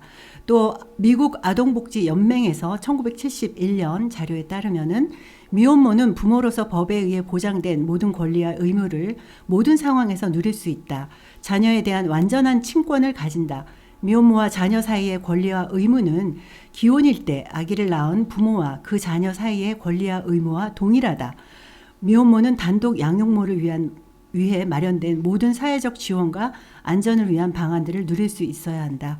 네, 마지막으로 미국 아동복지연맹에서 1978년 미혼 임신에 대한 실천 기준을 만들었는데 거기서 원가족 보호를 촉구합니다. 이미 헤이그 협약, 헤이그 그거 이전에 이미 원가족 보호를 꾸준히 강조하고 있어요. 그 헤이그는 이제 국가 간 입양의 이제 기준이었고 이때는 이제 국내에서 일어났던 입양이 어떤 전환점이 되는 그 기준 네, 이런 법적인 그런 변화죠. 지침의 변화죠. 출산 전과 출산 후 산모가 회복되기 전 그리고 아기를 포기하겠다는 마음의 준비가 되기 전에는 아기 포기 의사를 받아서는 안 된다. 어떤 아동도 친부모의 돌봄에서 소외되면 안 된다. 어떤 아동도 경제적 이유나 가정을 만들어주기 위한 노력의 일환으로 다른 형태의 지역사회 지원이 필요하다는 이유로 친부모의 보살핌을 박탈당해서는 안 된다라고 하는 네, 정책과 지침과 이런 것들이 법과 제도가 먼저 바뀌어주었고요. 이것이 어떤 사회적 움직임도 없는 가운데 일어났던 거는 아닌 것 같아요. 당시 70년대 인권운동이 굉장히 거셌고 이때부터 의미 있게 입양을 보내서 아기를 잃어버린 이분들은 아기를 그 아까 말했죠. 어니스트 어답션 랭귀지 할에 따라서 입양을 보냈다라는 말을 하면 막 화를 내요. 저자도 저랑 좀 이메일을 주고받았을 때 나는 너 내 거 번역할 때 입양 보냈다라고 절대 번역하지 말라고 입양으로 아기를 잃어버렸다고 번역을 해야 된다고 그렇게 얘기를 해줬어요. 그래서 입양으로 아기를 잃어버린 그 미혼모 당사자들이 아까 캐런이 연대하면서 어떤 인권 회복과 그다음에 그 사과 요청을 했잖아요. 그런 운동이 거세게 일어납니다. 화면 좀 보여주시겠어요? 네, 한 번 더 띄워주시겠어요? 네, Movement for Adoption Apology 운동이 미국, 캐나다, 영국, 호주, 뉴질랜드 또 여기 나오지 않는 뭐 아일랜드, 스코틀랜드, 그러니까 스코틀랜드까지 다 되는 거죠. 이 여성들이 곳곳에서 들고 일어나서 이렇게 사과를 하고 호주는 이제 정부 차원에서 이제 했고요. 사과를 했고요. 그 다음에 미국도 지금 너무 굳건하게 움직이질 않고 있는데요. 미국은 진짜 전 세계적으로 입양 국가로서 악명이 높은데요. 그 일부 그래도 복지사들이 이제 사과를 합니다. 그 다음에 좀 넘겨주시면은 이 당사자의 이 뉴질랜드예요. 여기도 20-30명의 미혼 아기를 잃어버린 미혼모들이 있고 그 중에 한 명이 이분이 1979년 다수 70년대 후반이긴 하지만 아마 이 Death by Adoption이라고 하는 책을 써요. 그러니까 자기의 경험을 씁니다. 그래서 60년대 출산하고 아기를 입양 보내면서 자기가 경험한 거를 꾹꾹 아무도 이거에 대해서는 이제 너는 시설을 나가는 순간 아기를 입양 보내고 시설을 나가는 순간 너는 임신한 적도 없었고 아기를 낳은 적도 없었고 입양을 보낸 적도 없었어. 너는 그냥 처녀야.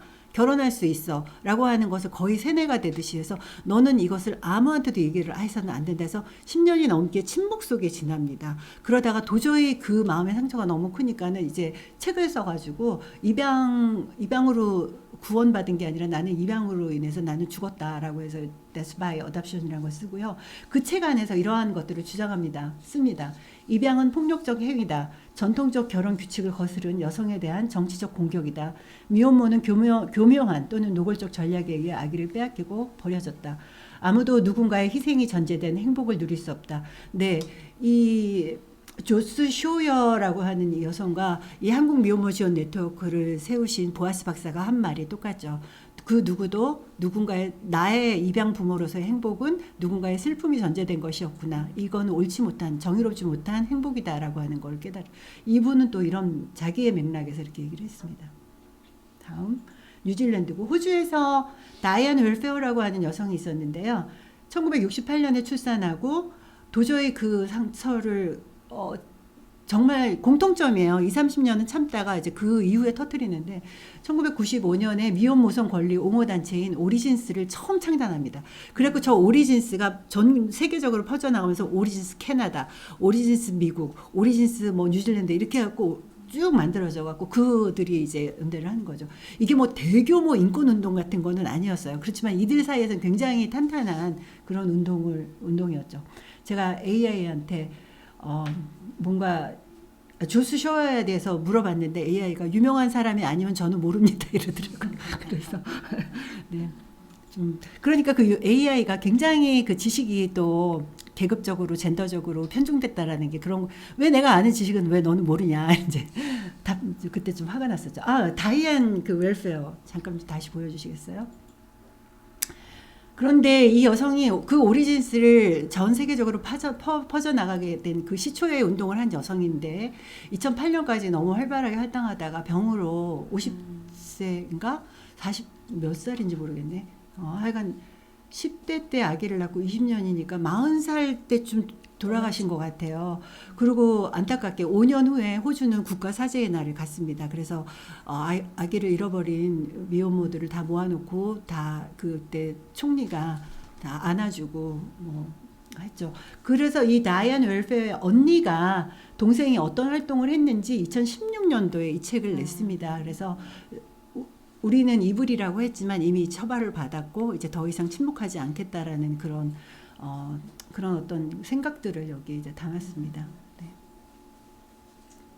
그다음, 네, 이거는 이제 스코틀랜드에 이제 너무 많은 여성들이 있는데요. 70년대에서 91년대 아들과 제외해서 이 두 분은 이제 입양 사후 복지사로 이제 이분이 활동을 하시면서 그동안은 입양 사후 서비스가 거의 없었던 때 이분이 이제 어떻게 하면은 그것을 극복하고 어떻게 하면 그 아이와 재회할 수 있는지 그런 정보를 주면서 상담사로 활동을 했고 이 어머니가 굉장히 활발하게 활동을 했기 때문에 이런 데 많이 불려다니면서 이제 얘기를 하는데 아들도 같이 다니면서 이제 그 입양의 실태 같이 활동을 했습니다. 한국에도 왔어요.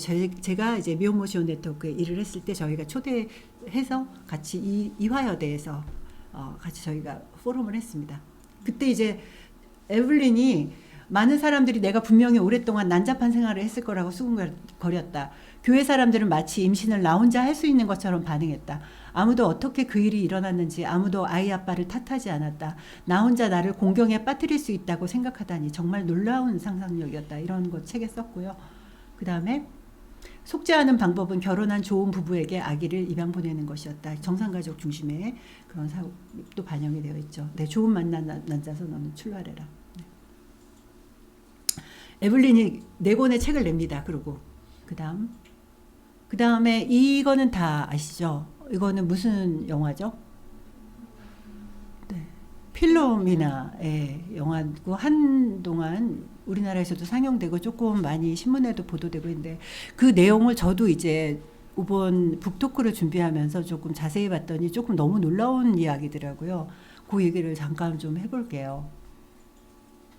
네, 필로미나가 1952년 션 로스 수녀원에 이때는 미혼모 시설이 따로 없었고 미혼모 시설이 있었지만 그러니까 수녀원에서 미혼모 시설을 같이 운영하기도 했나 봐요. 그래서 그 수녀원에 입소를 합니다. 임신을 하게 돼서 그리고 1955년이 될 때까지 3살 반이 될 때까지 아기를 키웠어요.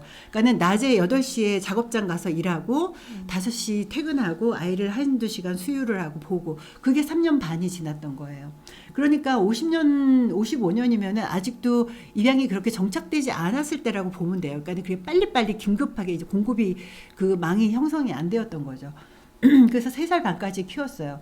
크리스마스를 며칠 앞두고 있었는데 어느 날 갑자기 한 수녀님이 달려와서 사람들이 앤서니를 데려간다고 하며 저를 위층으로 데려가 주었어요. 검은 승용차 안에서 뒤쪽 창문으로 밖을 쳐다보는 아이의 작은 얼굴을 보았어요. 그게 제가 마지막으로 본 아들의 얼굴이었고 평생 제 머릿속을 떠나지 않았어요. 마지막으로 아기를 안아볼 수도 없었죠. 네.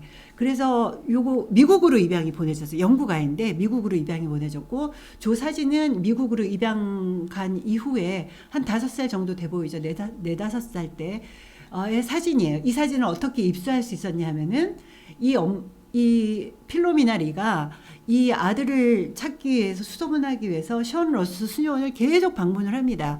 그래서 입양 보낸 곳에 이제 연락처를 달라 그랬더니 접근할 수 없다. 이 정보에는 접근할 수 없다. 그래서 거부당해요. 이 아들도 미국에 가서 변호사로 큽니다. 그래갖고 계속 이 션 로스 수녀원을 왔다 갔다 하면서 엄마에 대한 정보를 달라 했어요. 접근권이 없다. 공개할 수 없다. 그래갖고 결국은 이 아들이 95년도에 사망해요. 동성애자로 남자 친구가 파트너가 있었어요. 그 파트너가 결국은 아들은 죽고 그 이후에 2000년이 넘어서 어떻게 극적으로 이 아들의 소식을 알게 됐냐면은 이 필로미나리의 딸이 이제 결혼해서 딸이 있잖아요. 그 딸이 엄마가 이렇게 찾는 거 어느 날 딸한테 다 털어놓고 이 딸이 너무 기가 막히고 어떻게 자기가 낳은 자식을 저렇게 보낼 수 밖에 없고 찾지도 못하느냐는 거 해서 이 딸이 그때 이제 막 인터넷에 지져갖고 션 로스 뭐 사진이란 사진은 다 수집을 합니다. 그런데 그 수녀원에 무덤도 같이 있었나 봐요. 무덤에 다 비석들이 있잖아요. 비석을 하나하나 다 줌인해가지고 쳐다보는 거예요. 하니까는 거기 출생 날짜가 엄마가 낳았다는 앤소니하고 똑같은 그 비석이 있는 거예요. 그래서 얘가 맞는 것 같다 했더니 결국은 맞았어요. 그래갖고 아들 죽은 비석에서 서서 저렇게 이제 사진을 찍은 거더라고요. 근데 그게 이제 영화되었던 거죠. 다음. 네, 이 여성은 영국의 그 영국 노동당 의원이었는데요. 이 여성도 입양으로 아기를 잃어버린 미혼모 당사자였습니다. 그래서 국가를 상대로 콜린 포 가버먼트 어폴리지 정부를 대상으로 사과 운동을 하는 그 중에 한 명으로 여기 이제 제가 찾았던 거고요. 그 다음에 입양 미혼모 당사자 캐나다에서 사진 하나 띄워주시겠어요? 네, 이분도 1969년에 임신하고 70년 이때 바로 입양 보냈고 2001년에 아들과 재회하게 됩니다. 그런데 2008년에 아들이 암으로 캐런은 재회하고 나서 모녀 관계를 회복하기 위해서 굉장히 어려웠는데 이분은 입양 부모가 방해를 하지 않았고 굉장히 쉽게 엄마와 이제 다시 모자 관계를 회복을 했어요. 그래서 온갖 산을 다 등산을 다닙니다. 그런데 아들이 암이 발병이 됐고 마지막 등산을 하면서 그 산에 묻어달라 그랬어요. 그랬더니 이 산 말고 너가 더 가고 싶었는데 못 가본 산이 있냐? 그랬더니 히말라야 산은 나도 가보고 싶었다. 그러면 그래서 이 엄마가 아들이 죽은 다음에 히말라야 산을 가가지고 그 아들의 를 뿌려줍니다. 네, 이 골분을. 그리고 이분이 오리진스 캐나다를 조직하게 되고요. 네, 이것도 이제 입양으로 아기를 잃은 100명의 증언집이 또 나오기도 하고요. 네.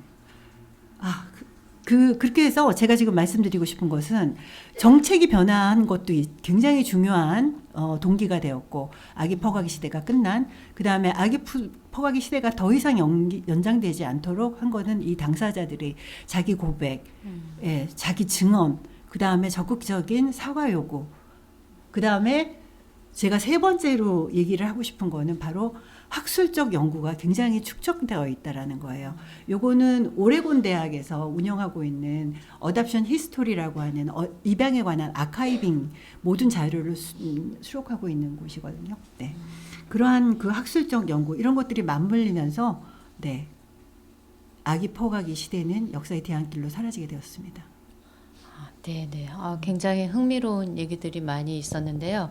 근데 이제 듣다 보니까 주로 영미권에서 이렇게 입양이 많이 진행이 되었는데 그 책에서도 나오지만 덴마크의 경우에는 이제 생모가 아이를 키우도록 지원하는 시스템이 잘 갖춰져 있었다고 이제 설명이 되고 있어요. 그래서 이런 차이가 스칸디나비아 이쪽 국가들과 영미권 국가들의 차이가 많이 있는 건지 그런 게 궁금하고 한국의 경우에 한국에서의 그런 미혼모에 대한 낙인이나 아니면 입양이 굉장히 한국도 많이 됐는데 이거는 우리가 미국 쪽의 영향을 많이 받았기 때문에 그런 것인지 이런 부분에 대해서도 좀 궁금하네요. 네, 한국의 입양은 미국과 완전히 긴밀한 관계 속에서 발전이 되었던 분야고요, 복지 분야고요.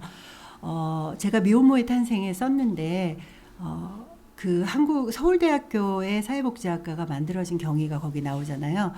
네, 그 한국 전후에 그 미네소타 대학의 그 존 키드나이 박사가 한국 사회 그 전후 복구를 위해서 이제 유니테리안 봉사회를 통해서 한국 사회에 들어와서 보니까 다 기독교 이화여대 기독교 학과에서 아동들을 이제 그 미혼모들을 가난한 엄마들이나 미혼모들을 이제 지원하는 거를 보고 가난한 사람 돕는 걸 보고 이거는 그냥 자선행위지 과학으로서의 사회복지는 아니다라고 이제 판단을 하고 한국의 그 과학으로서의 사회복지를 이제 시작을 해야지 한국 전후복구가 이제 빨리 긍정적인 방향으로 이루어질 수 있다라고 해서 한국에서 3명의 그 사회사업 경험이 있는 사람들을 이제 뽑아서 미국 미네소타 대학의 사회복지학과에 입학을 시키죠.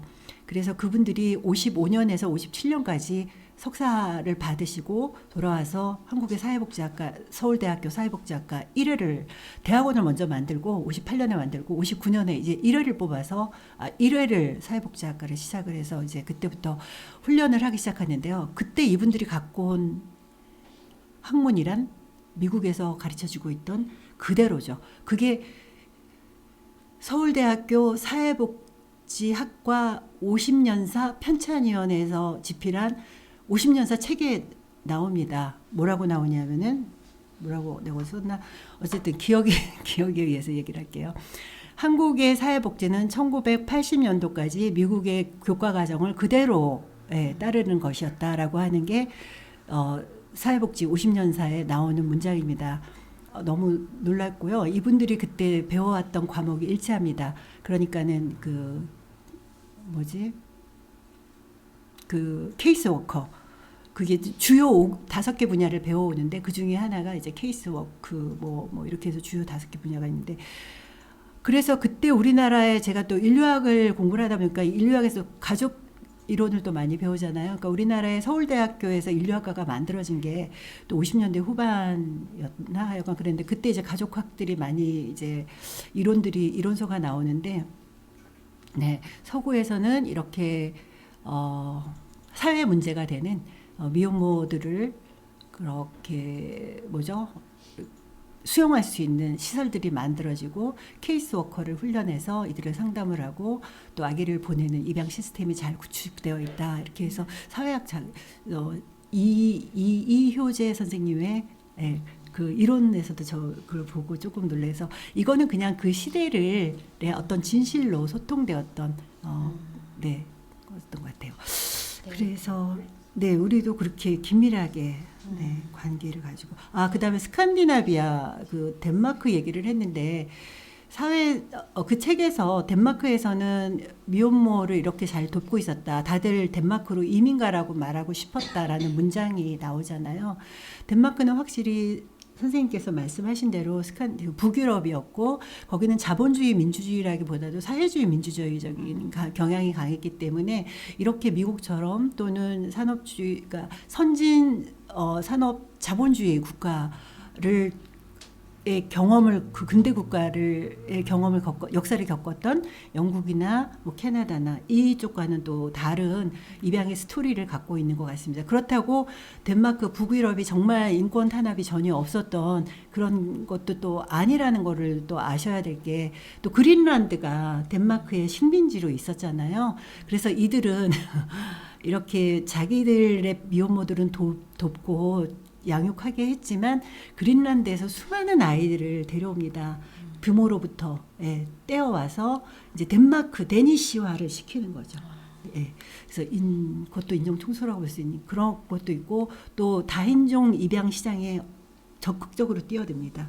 그래서 자기 국가 안에서의 입양 그 미혼모는 양육할수록 도우면서, 빈곤국가 제3세계의 아이들은 부모와 헤어지는 거 개의치 않고 데리고 와서 어떤 구원으로서의 어떤 입양 실천, 그런 것도 또 했던 그런 측면도 있기 때문에 덴마크 안에서 미혼모가 양육을 하게 도왔다라는 거는 굉장히 단편적인 사실이고, 또 이 입양이라는 맥락에서 더 크게 볼 수 있는 상황인 것 같아요. 너무 그 흥미로운 말씀이신데요.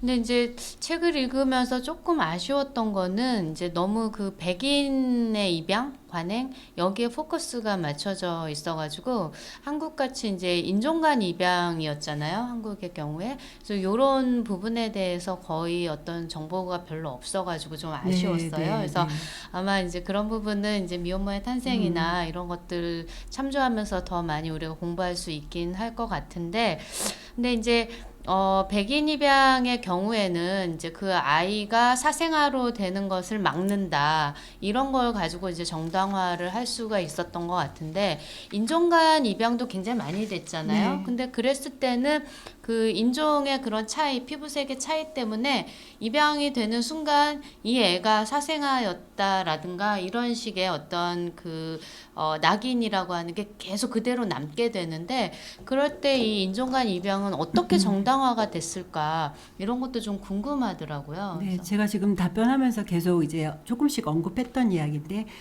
2차 세계대전 이후에 2가지 트랙으로 입양이 굉장히 활성화되었다라고 말씀드리면서, 하나는 백인 아이를 데려다가 정상가족의 모습을 만들기 위한 백인 아이 입양, 또 하나는 그 해리홀트를 기점으로 해가지고 어떤 그 가난한 나라, 또 미혼모의 아이들, 빈곤국가, 분쟁이 있는 국가, 내전이 있는 국가들의 불행한 아이들을 우리가 다 데려다가 구원한다라고 하는 구원의식으로서의 입양이 어느 것이 앞뒤가 아니었던 것 같아요. 이걸 밝히는 논문이나 연구는 없었던 것 같은데, 제가 그동안 많은 자료를 보면서 생각해 본 결과는 이것이 2가지 트랙으로, 그러니까 2차 세계대전 이전에는 종교적으로서 불쌍한 그 구원할 자매들을 돕는 것과 우생학으로서 단종을 하려고 하는 두 가지 트릭이 있었다면 2차 세계대전 이후에는 백인 아이의 입양과 그다음에 인종 간의 입양 이 두 가지 트릭으로 굉장히 활성화되었고 이 백인 아이의 입양은 여기서 이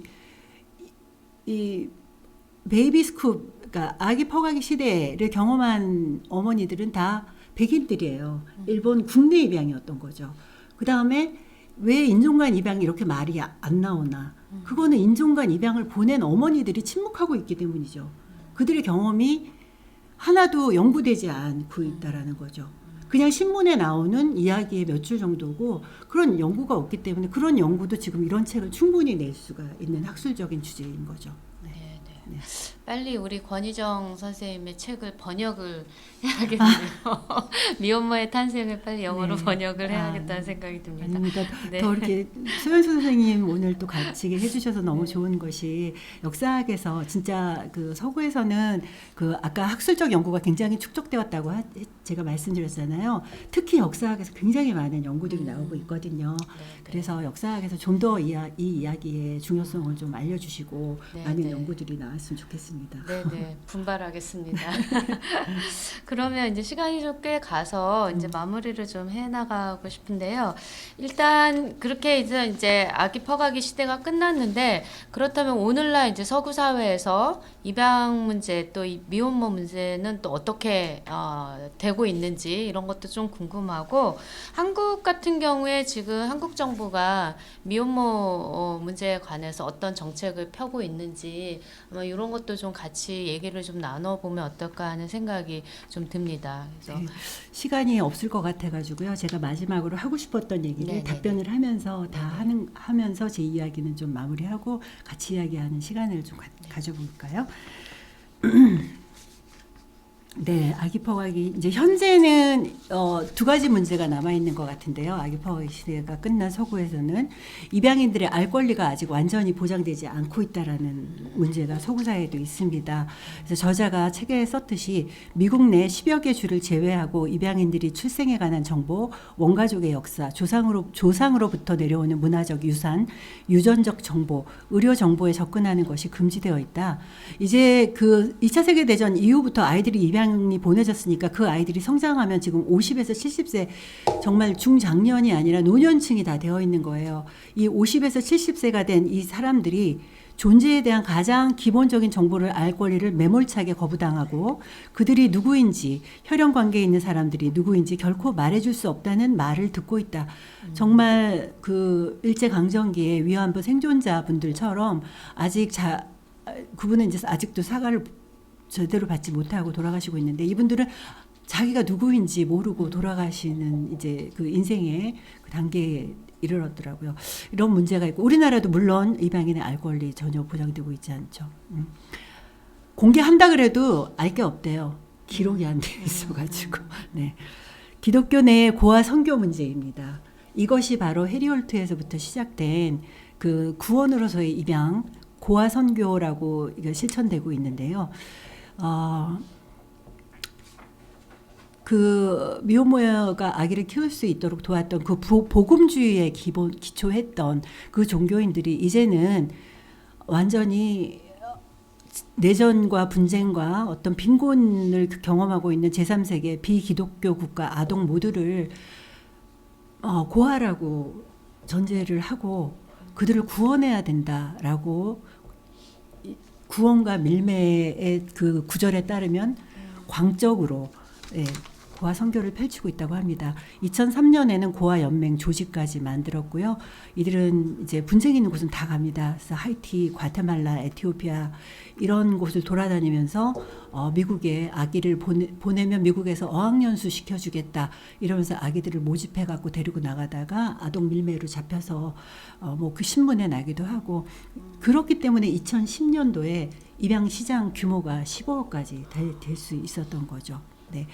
그래서 이러한 것들이 지금 기독교에서 좀 열성적으로 좀 하는 그런 측면들이 좀 문제 것 같고 우리나라에서도 좀 이런 것들이 보여서 좀 다른 측면에서 이 문제를 바라보는 그런 기독교 안에서의 또 움직임이 필요하지 않을까라는 생각을 해봅니다. 그다음에 마지막으로 꼭 하고 싶은 말씀이 있는데요. 준비한 이야기는 많지만 슬라이드 이분 얘기를 또 꼭 해보고 싶었어요. 그러니까 우리가 자기에 대해서 모른다는 것이 얼마나 절망적인 것인가라고 하는 것이 뭐 내가 우리는 아유 내가 너 가졌을 때 뭘 먹고 너네 할머니가 와서 뭐 태몽을 물고 이런 게 나의 어떤 역사인 거잖아요. 그런 것들을 하나도 이야기를 들을 수 없는 거죠. 그래서 그 정체성은 우리가 생각하는 것보다 정체성의 상실은 굉장히 심각한 문제인 것 같더라고요. 근데 이분은 입양인으로서 미국에서 자랐는데 하와이 대학 인류학 교수가 되었어요. 그래서 내 정체성을 아무리 찾으려고 해도 기록이 없고 이분이 한 말이에요.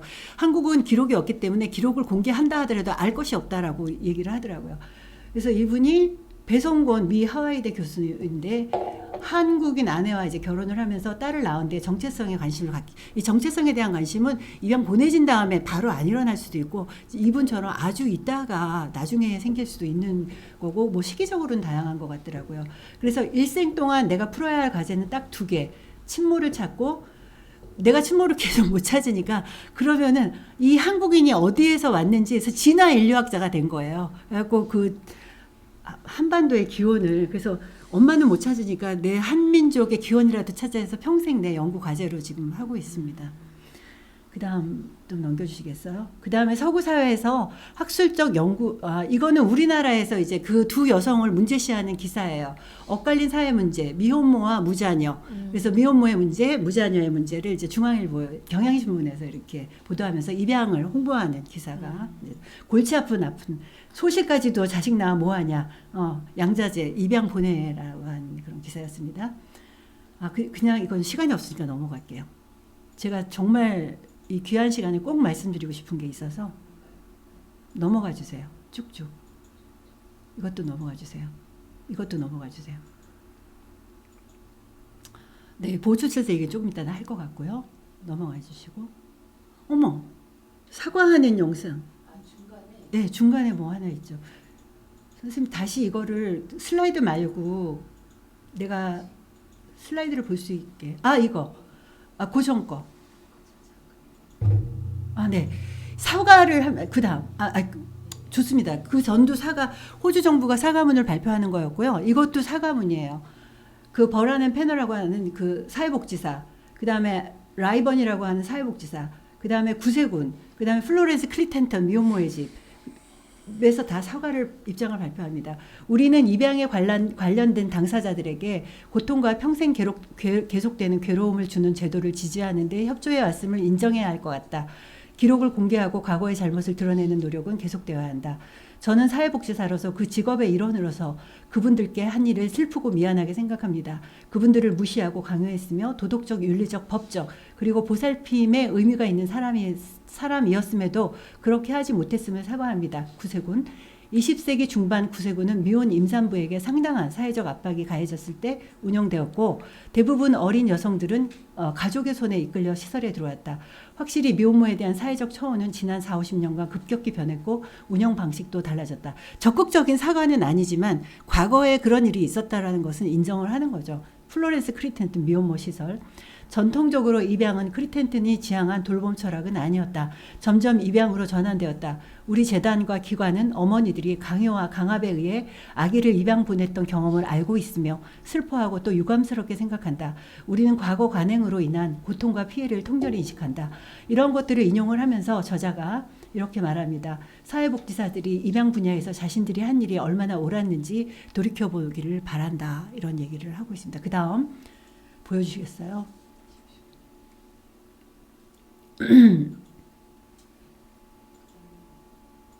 네, 이게 바로 아까 필롬이나 리가 입양을 보냈던 션 로스 애비 수녀원이에요.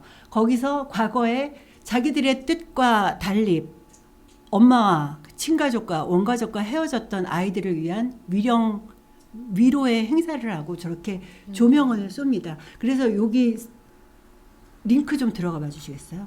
힐링 라이트 샤인스 온 션러스에서 션러스 수녀원의 어떤 위로의 불빛을 비춘다라고 하는 행사를 했습니다. 거기 들어가실 수 있나요?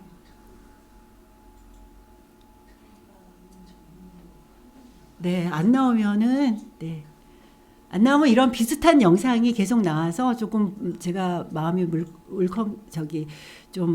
울컥했었어요. 그걸 같이 좀 느끼고 싶어서 보여드리고 싶었는데요. 요거를 이제 다시 찾으시면은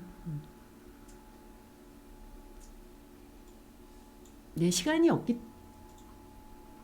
네네. 다음 사진. 맨 오른쪽 끝에 하면은 화살표가 있어가지고 다음 장으로 넘길 수 있어요.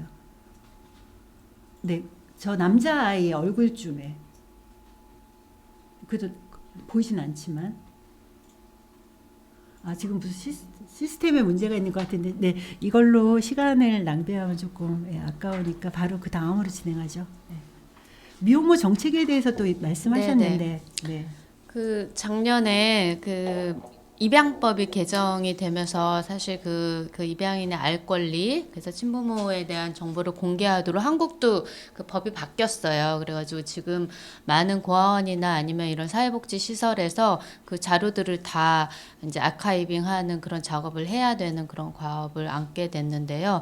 이게 이제 얼마나 잘 됐지, 그거 아직은 이제 뚜껑을 열어봐야지 않은 그런 상황입니다. 어쨌든 근데 그 자리에서 제가 참 너무 마음이 아팠던 게, 입양인들은 그 피 맺힌 한들이 있는데 그 사회복지 기관에서 나오신 분들은 계속 변명만 하시는 거예요. 우리는 다 선의로 한 거고 너네들 길거리에 버려진 애들 다 좋은 부모 만들게 하려고 했던 거다.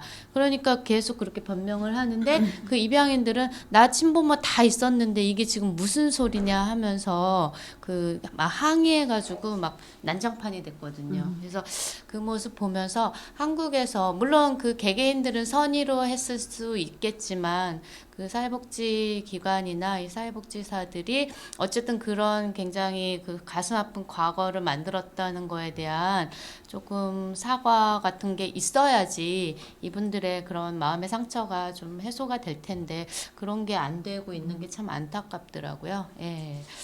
그런데 지금 이제 보호출산제까지 통과가 돼가지고 이거 이제 더 악수를 두는 것 같은데, 예, 그런 부분에 대해서는 조금, 네.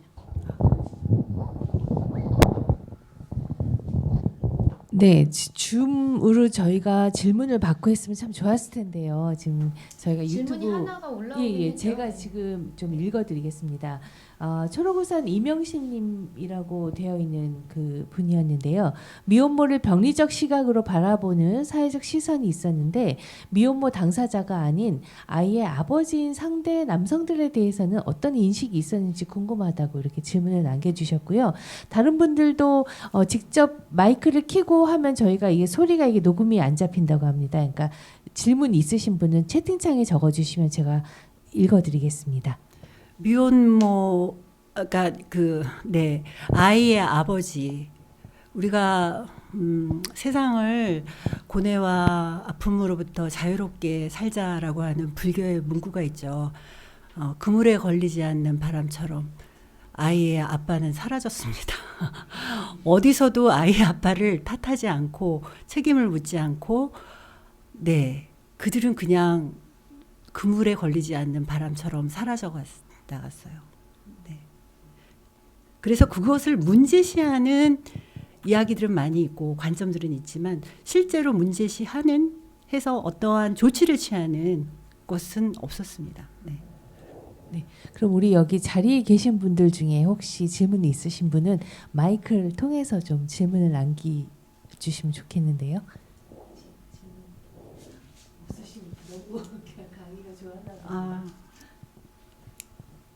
책이 지금 몇 권이 나갔죠? 지금 3권 남았고요. 아니, 아까 온라인에서 그쵸.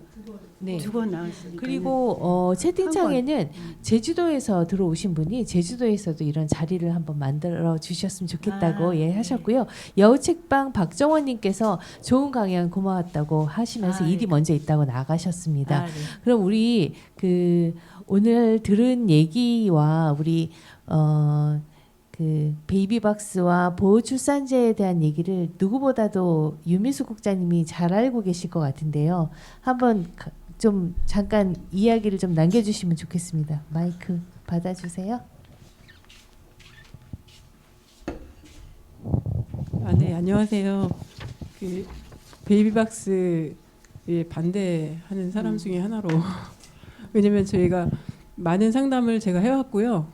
2017년 11월부터 여기서 근무를 하게 됐는데 그때 이제 베이비박스에 아이를 맡겼다가 찾아온 엄마들도 만났고 그다음에 베이비박스 상담하면서 또 저희한테 도움을 요청한 엄마들도 만났고요. 근데 이제 지금 베이비박스를 얘기하는 것보다 보호출산제를 얘기하고 싶은데 지금 이제 사례를 좀 말씀드리면 최근에 아이를 출산하고 입양을 출생신고하지 않고 보내려고 하다가 그 입양 상담하시는 분과 상담을 한 후에 한 달만 아이랑 살고 싶다. 그래서 저희한테 도움을 요청을 했어요.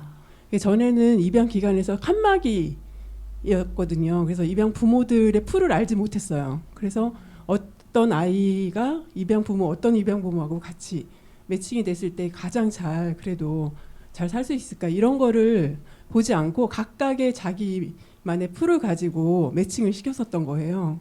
그리고 이제 정인이 양천아동 학대 사망 사건 그 이후로 이제 그 정부 기관으로 넘어갔죠. 그 입양 상담이. 그래서 입양 상담을 했던 주무관님이 제가 교육을 했었거든요. 그때 이제 교육을 듣고 저희 쪽에서 긴급주택을 운영하고 있다는 걸 알고 이 엄마가 한 달 동안 아이랑 살고 싶다고 하니 한 달 살 수 있는 기회를 좀 달라 저희한테 연락을 했어요. 저희는 전에는 입양을 선택했으면 입양 기관에서 다 했기 때문에 심지어 병원에서 숙려 기간도 거치지 않고 데리고 갔기 때문에 저희가 개입을 할 수가 없었는데 이번에는 이제 좀 달라져서 저희가 이제 긴급주택에 입주를 시키고 저희 이제 각종 그 서비스가 들어가고 그다음에 이제 그 동주민센터 긴급 지원이라든지 그런 걸 받을 수 있게 사람이 투입이 되고 조리를 하실 수 있는 그런 선생님들이 투입이 됐어요. 근데 이 엄마가 제가 이제 조금 마음을 돌리려고 50%는 본인의 유전자니까 아이가 본인을 닮았을 거다. 그리고 지금은 좀 아이 키우기가 좋아졌으니 이러이러한 제도가 쭉 있고 저희가 적극 도울 테니 마음이 달라지면 얘기를 해달라고 얘기를 했는데 보름 정도 되니까 마음이 싹 바뀌어가지고 본인이 키우고 있어요 지금. 네, 그래서 이런 걸 보면서 물론 저는 모든 엄마가 다 좋은 엄마라고 생각하지 않아요. 물론 저희가 아동학대 신고도 하고 분리조치도 하고 그러는데 그런 기회를 아이한테 그런 기회를 뺏을 권리는 누구도 없다고 생각을 해요. 근데 보호출산이라는 제도는 그걸 뺏는 거라고 생각해요. 물론 생명을 살리는 거 되게 좋은데요. 그러면 그 한 생명이 올 때는 70년, 80년 이렇게 오는데 지금 우리가 흔히 생각하는 거 미혼모 하면은 시설을 떠올려요. 미혼모는 그냥 시설에 들어가서 더 이상 관심이 없어요. 그 다음에 어떻게 그분들이 시설에서 나오는지 아니면 시설에서 어떤 생활을 하고 있는지 그리고 그분들이 시설을 선택해서 간 건지 그것도 관심이 사실 없거든요. 아이들도 마찬가지예요. 그 아이들이 지금 이제 제가 사실 시설 아동에 대해서 되게 관심이 많거든요. 보육시설의 아동이 10,000명이 넘게 입소를 해 있어요. 근데 그런 아이들이 이제 보호종료 아동에 대해서 2,000명 정도가 나와요, 한 해에. 근데 지금 보호종료 아동에 대한 각종 사업을 한다고 이제 각종 NGO 단체들이 많이 나서고 있거든요. 물론 이제 그걸 안 좋게 생각하는 건 아니지만 그러면 들어가기 전에 그 보육시설 들어간 아이들이 2,000명이에요, 또 매년. 근데 그 온 가족이랑 같이 살 수 있게 하는 제도는 여전히 그 누수가 굉장히 많아요, 곳곳에. 그거를 촘촘히 하는 작업을 저희가 나름대로 한다고 하는데 미약해서 오늘 여기 참석해 주신 분들이 좀 관심을 많이 가져주셨으면 좋겠고요. 보호출산이 걱정되는 거는 이제 산정 검사를 다 해서 장애 판정을 다 받게 되면 그 아이들이 미리 포기할까 봐 이제 걱정이 되는 거예요. 예, 그런 거에 대한 어떤 대책이 하나도 없거든요, 지금. 그런데 이제 어쨌든 7월부터 시행이 된다고 하니까 네, 걱정이 되는 부분입니다. 네, 여기까지 저는 말씀드리겠습니다. 그 한 입양인이 어디서 제가 들었는지 모르겠는데요. 어디서 읽었는지 모르겠고 하여간 지금 그 말이 굉장히 기억에 남는 게 내 생명을 구함으로써 나를 구했다고 말하지 말라. 내 모든 문제는 생명이 구해진 그 순간 시작되었다라고 하는 이야기를 하더라고요. 그래서 그렇게 문제가 많은 숙제를 떠넘겨주면서 생명을 살려줬으니 잘 살아라라고 한다는 건 너무 가혹한 일인 것 같아요. 네. 혹시 더 질문? 지금 질문이 하나 들어왔는데요. 제가 네네. 권희정 선생님 톡으로 제가 보내드리는데 아. 혹시 한번 보시고 읽어주시면 될까요? 여기 은주희 선생님이 네네. 쓰신 거. 예, 책 내용 관련해서 입양 이후에 미혼모가 겪는 외상후 스트레스에 대한 내용이 있는데 그 스트레스 경험이 어떤 것인지 궁금합니다. 그리고 아기 퍼가기 시대에 미혼모를 바라보는 인식이 범죄자, 사회 부적응자, 사회화가 덜 된 대상으로 보는 그런 흐름이 보였는데 현재는 인식이 달라진 것이겠죠? 어떤 인식을 가지고 있는지 궁금합니다. 뭐 플래시백이라 그래가지고 그 유사한 어떤 그 물건이나 그 날짜, 특히 그 입양 보낸 엄마들이 공통적으로 한 이야기가 아이 생일이 되면은 아프다고 하더라고요. 그런 것들이 다 이제 PSD인가? 예, 외상후 스트레스 장애. 그래서 책에 그런 것들은 좀 자세히 나오는 것 같고요. 그다음에 또 질문이 뭐였죠? 미혼모에 대한 인식이. 네, 뭐 현재는 서구 사회는 미혼모라는 언어 자체가 없어졌기 때문에 언웨드 마더라 그러면 굉장한 고어를 듣는 것처럼 그게 뭐야 막 이러더라고요. 그래서 아니 그렇게 애들을 다 데려가 놓고 그걸 모르면 안 되지. 너네도 역사 공부 좀 해라 이제 막 그런 생각이 들긴 하는데 어쨌든 일반적으로는 네 언웨드 마더라는 말 자체도 없고 그렇게 이렇게 낙인화하는 것도 없더라고요. 그래서 우리 사회가 지금 저출산을 막 걱정을 하면서 얼마나 경제가 어려우면 청년들이 연애도 안 하고 결혼할 생각도 안 한다라는 얘기를 마치 경제적인 어려움들이 청년들을 결혼 못하게 하는 거라고 이제 얘기한 그런 논리들이 많잖아요. 근데 제가 그 얘기를 들으면서 OECD 평균을 한번 봤어요. 혼인율을 우리나라가 제일 높더라고요. 잘하고 있더라고요. 예. 그 문제는 결혼을 해서 문제인 것 같아요. 좀 결혼 안 해도 아기 낳고 싶으면 낳고, 그다음 자기의 그 인생의 그 진로를 자기가 자유롭게 설계할 수 있으면 되는데 꼭 취직을 해서 결혼을 해서 아기를 낳아야 되는데 얘네들이 지금 그걸 안 하고 있다는 것 자체도 정상가족 그 논리에 기초한 그러한 얘기가 아닌가 해서 그런 것도 좀 이제 좀 생각을 하고 좀 다른 전략으로 해야 되지 않을까 하는 생각이 듭니다. 네.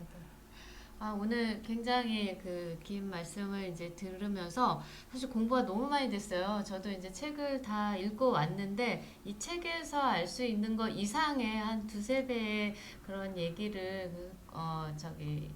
권희정 선생님 통해서 듣게 된 것 같아서 굉장히 배운 게 많았습니다. 아마 여러분들도 굉장히 흥미로운 시간이 되지 않았을까 싶습니다.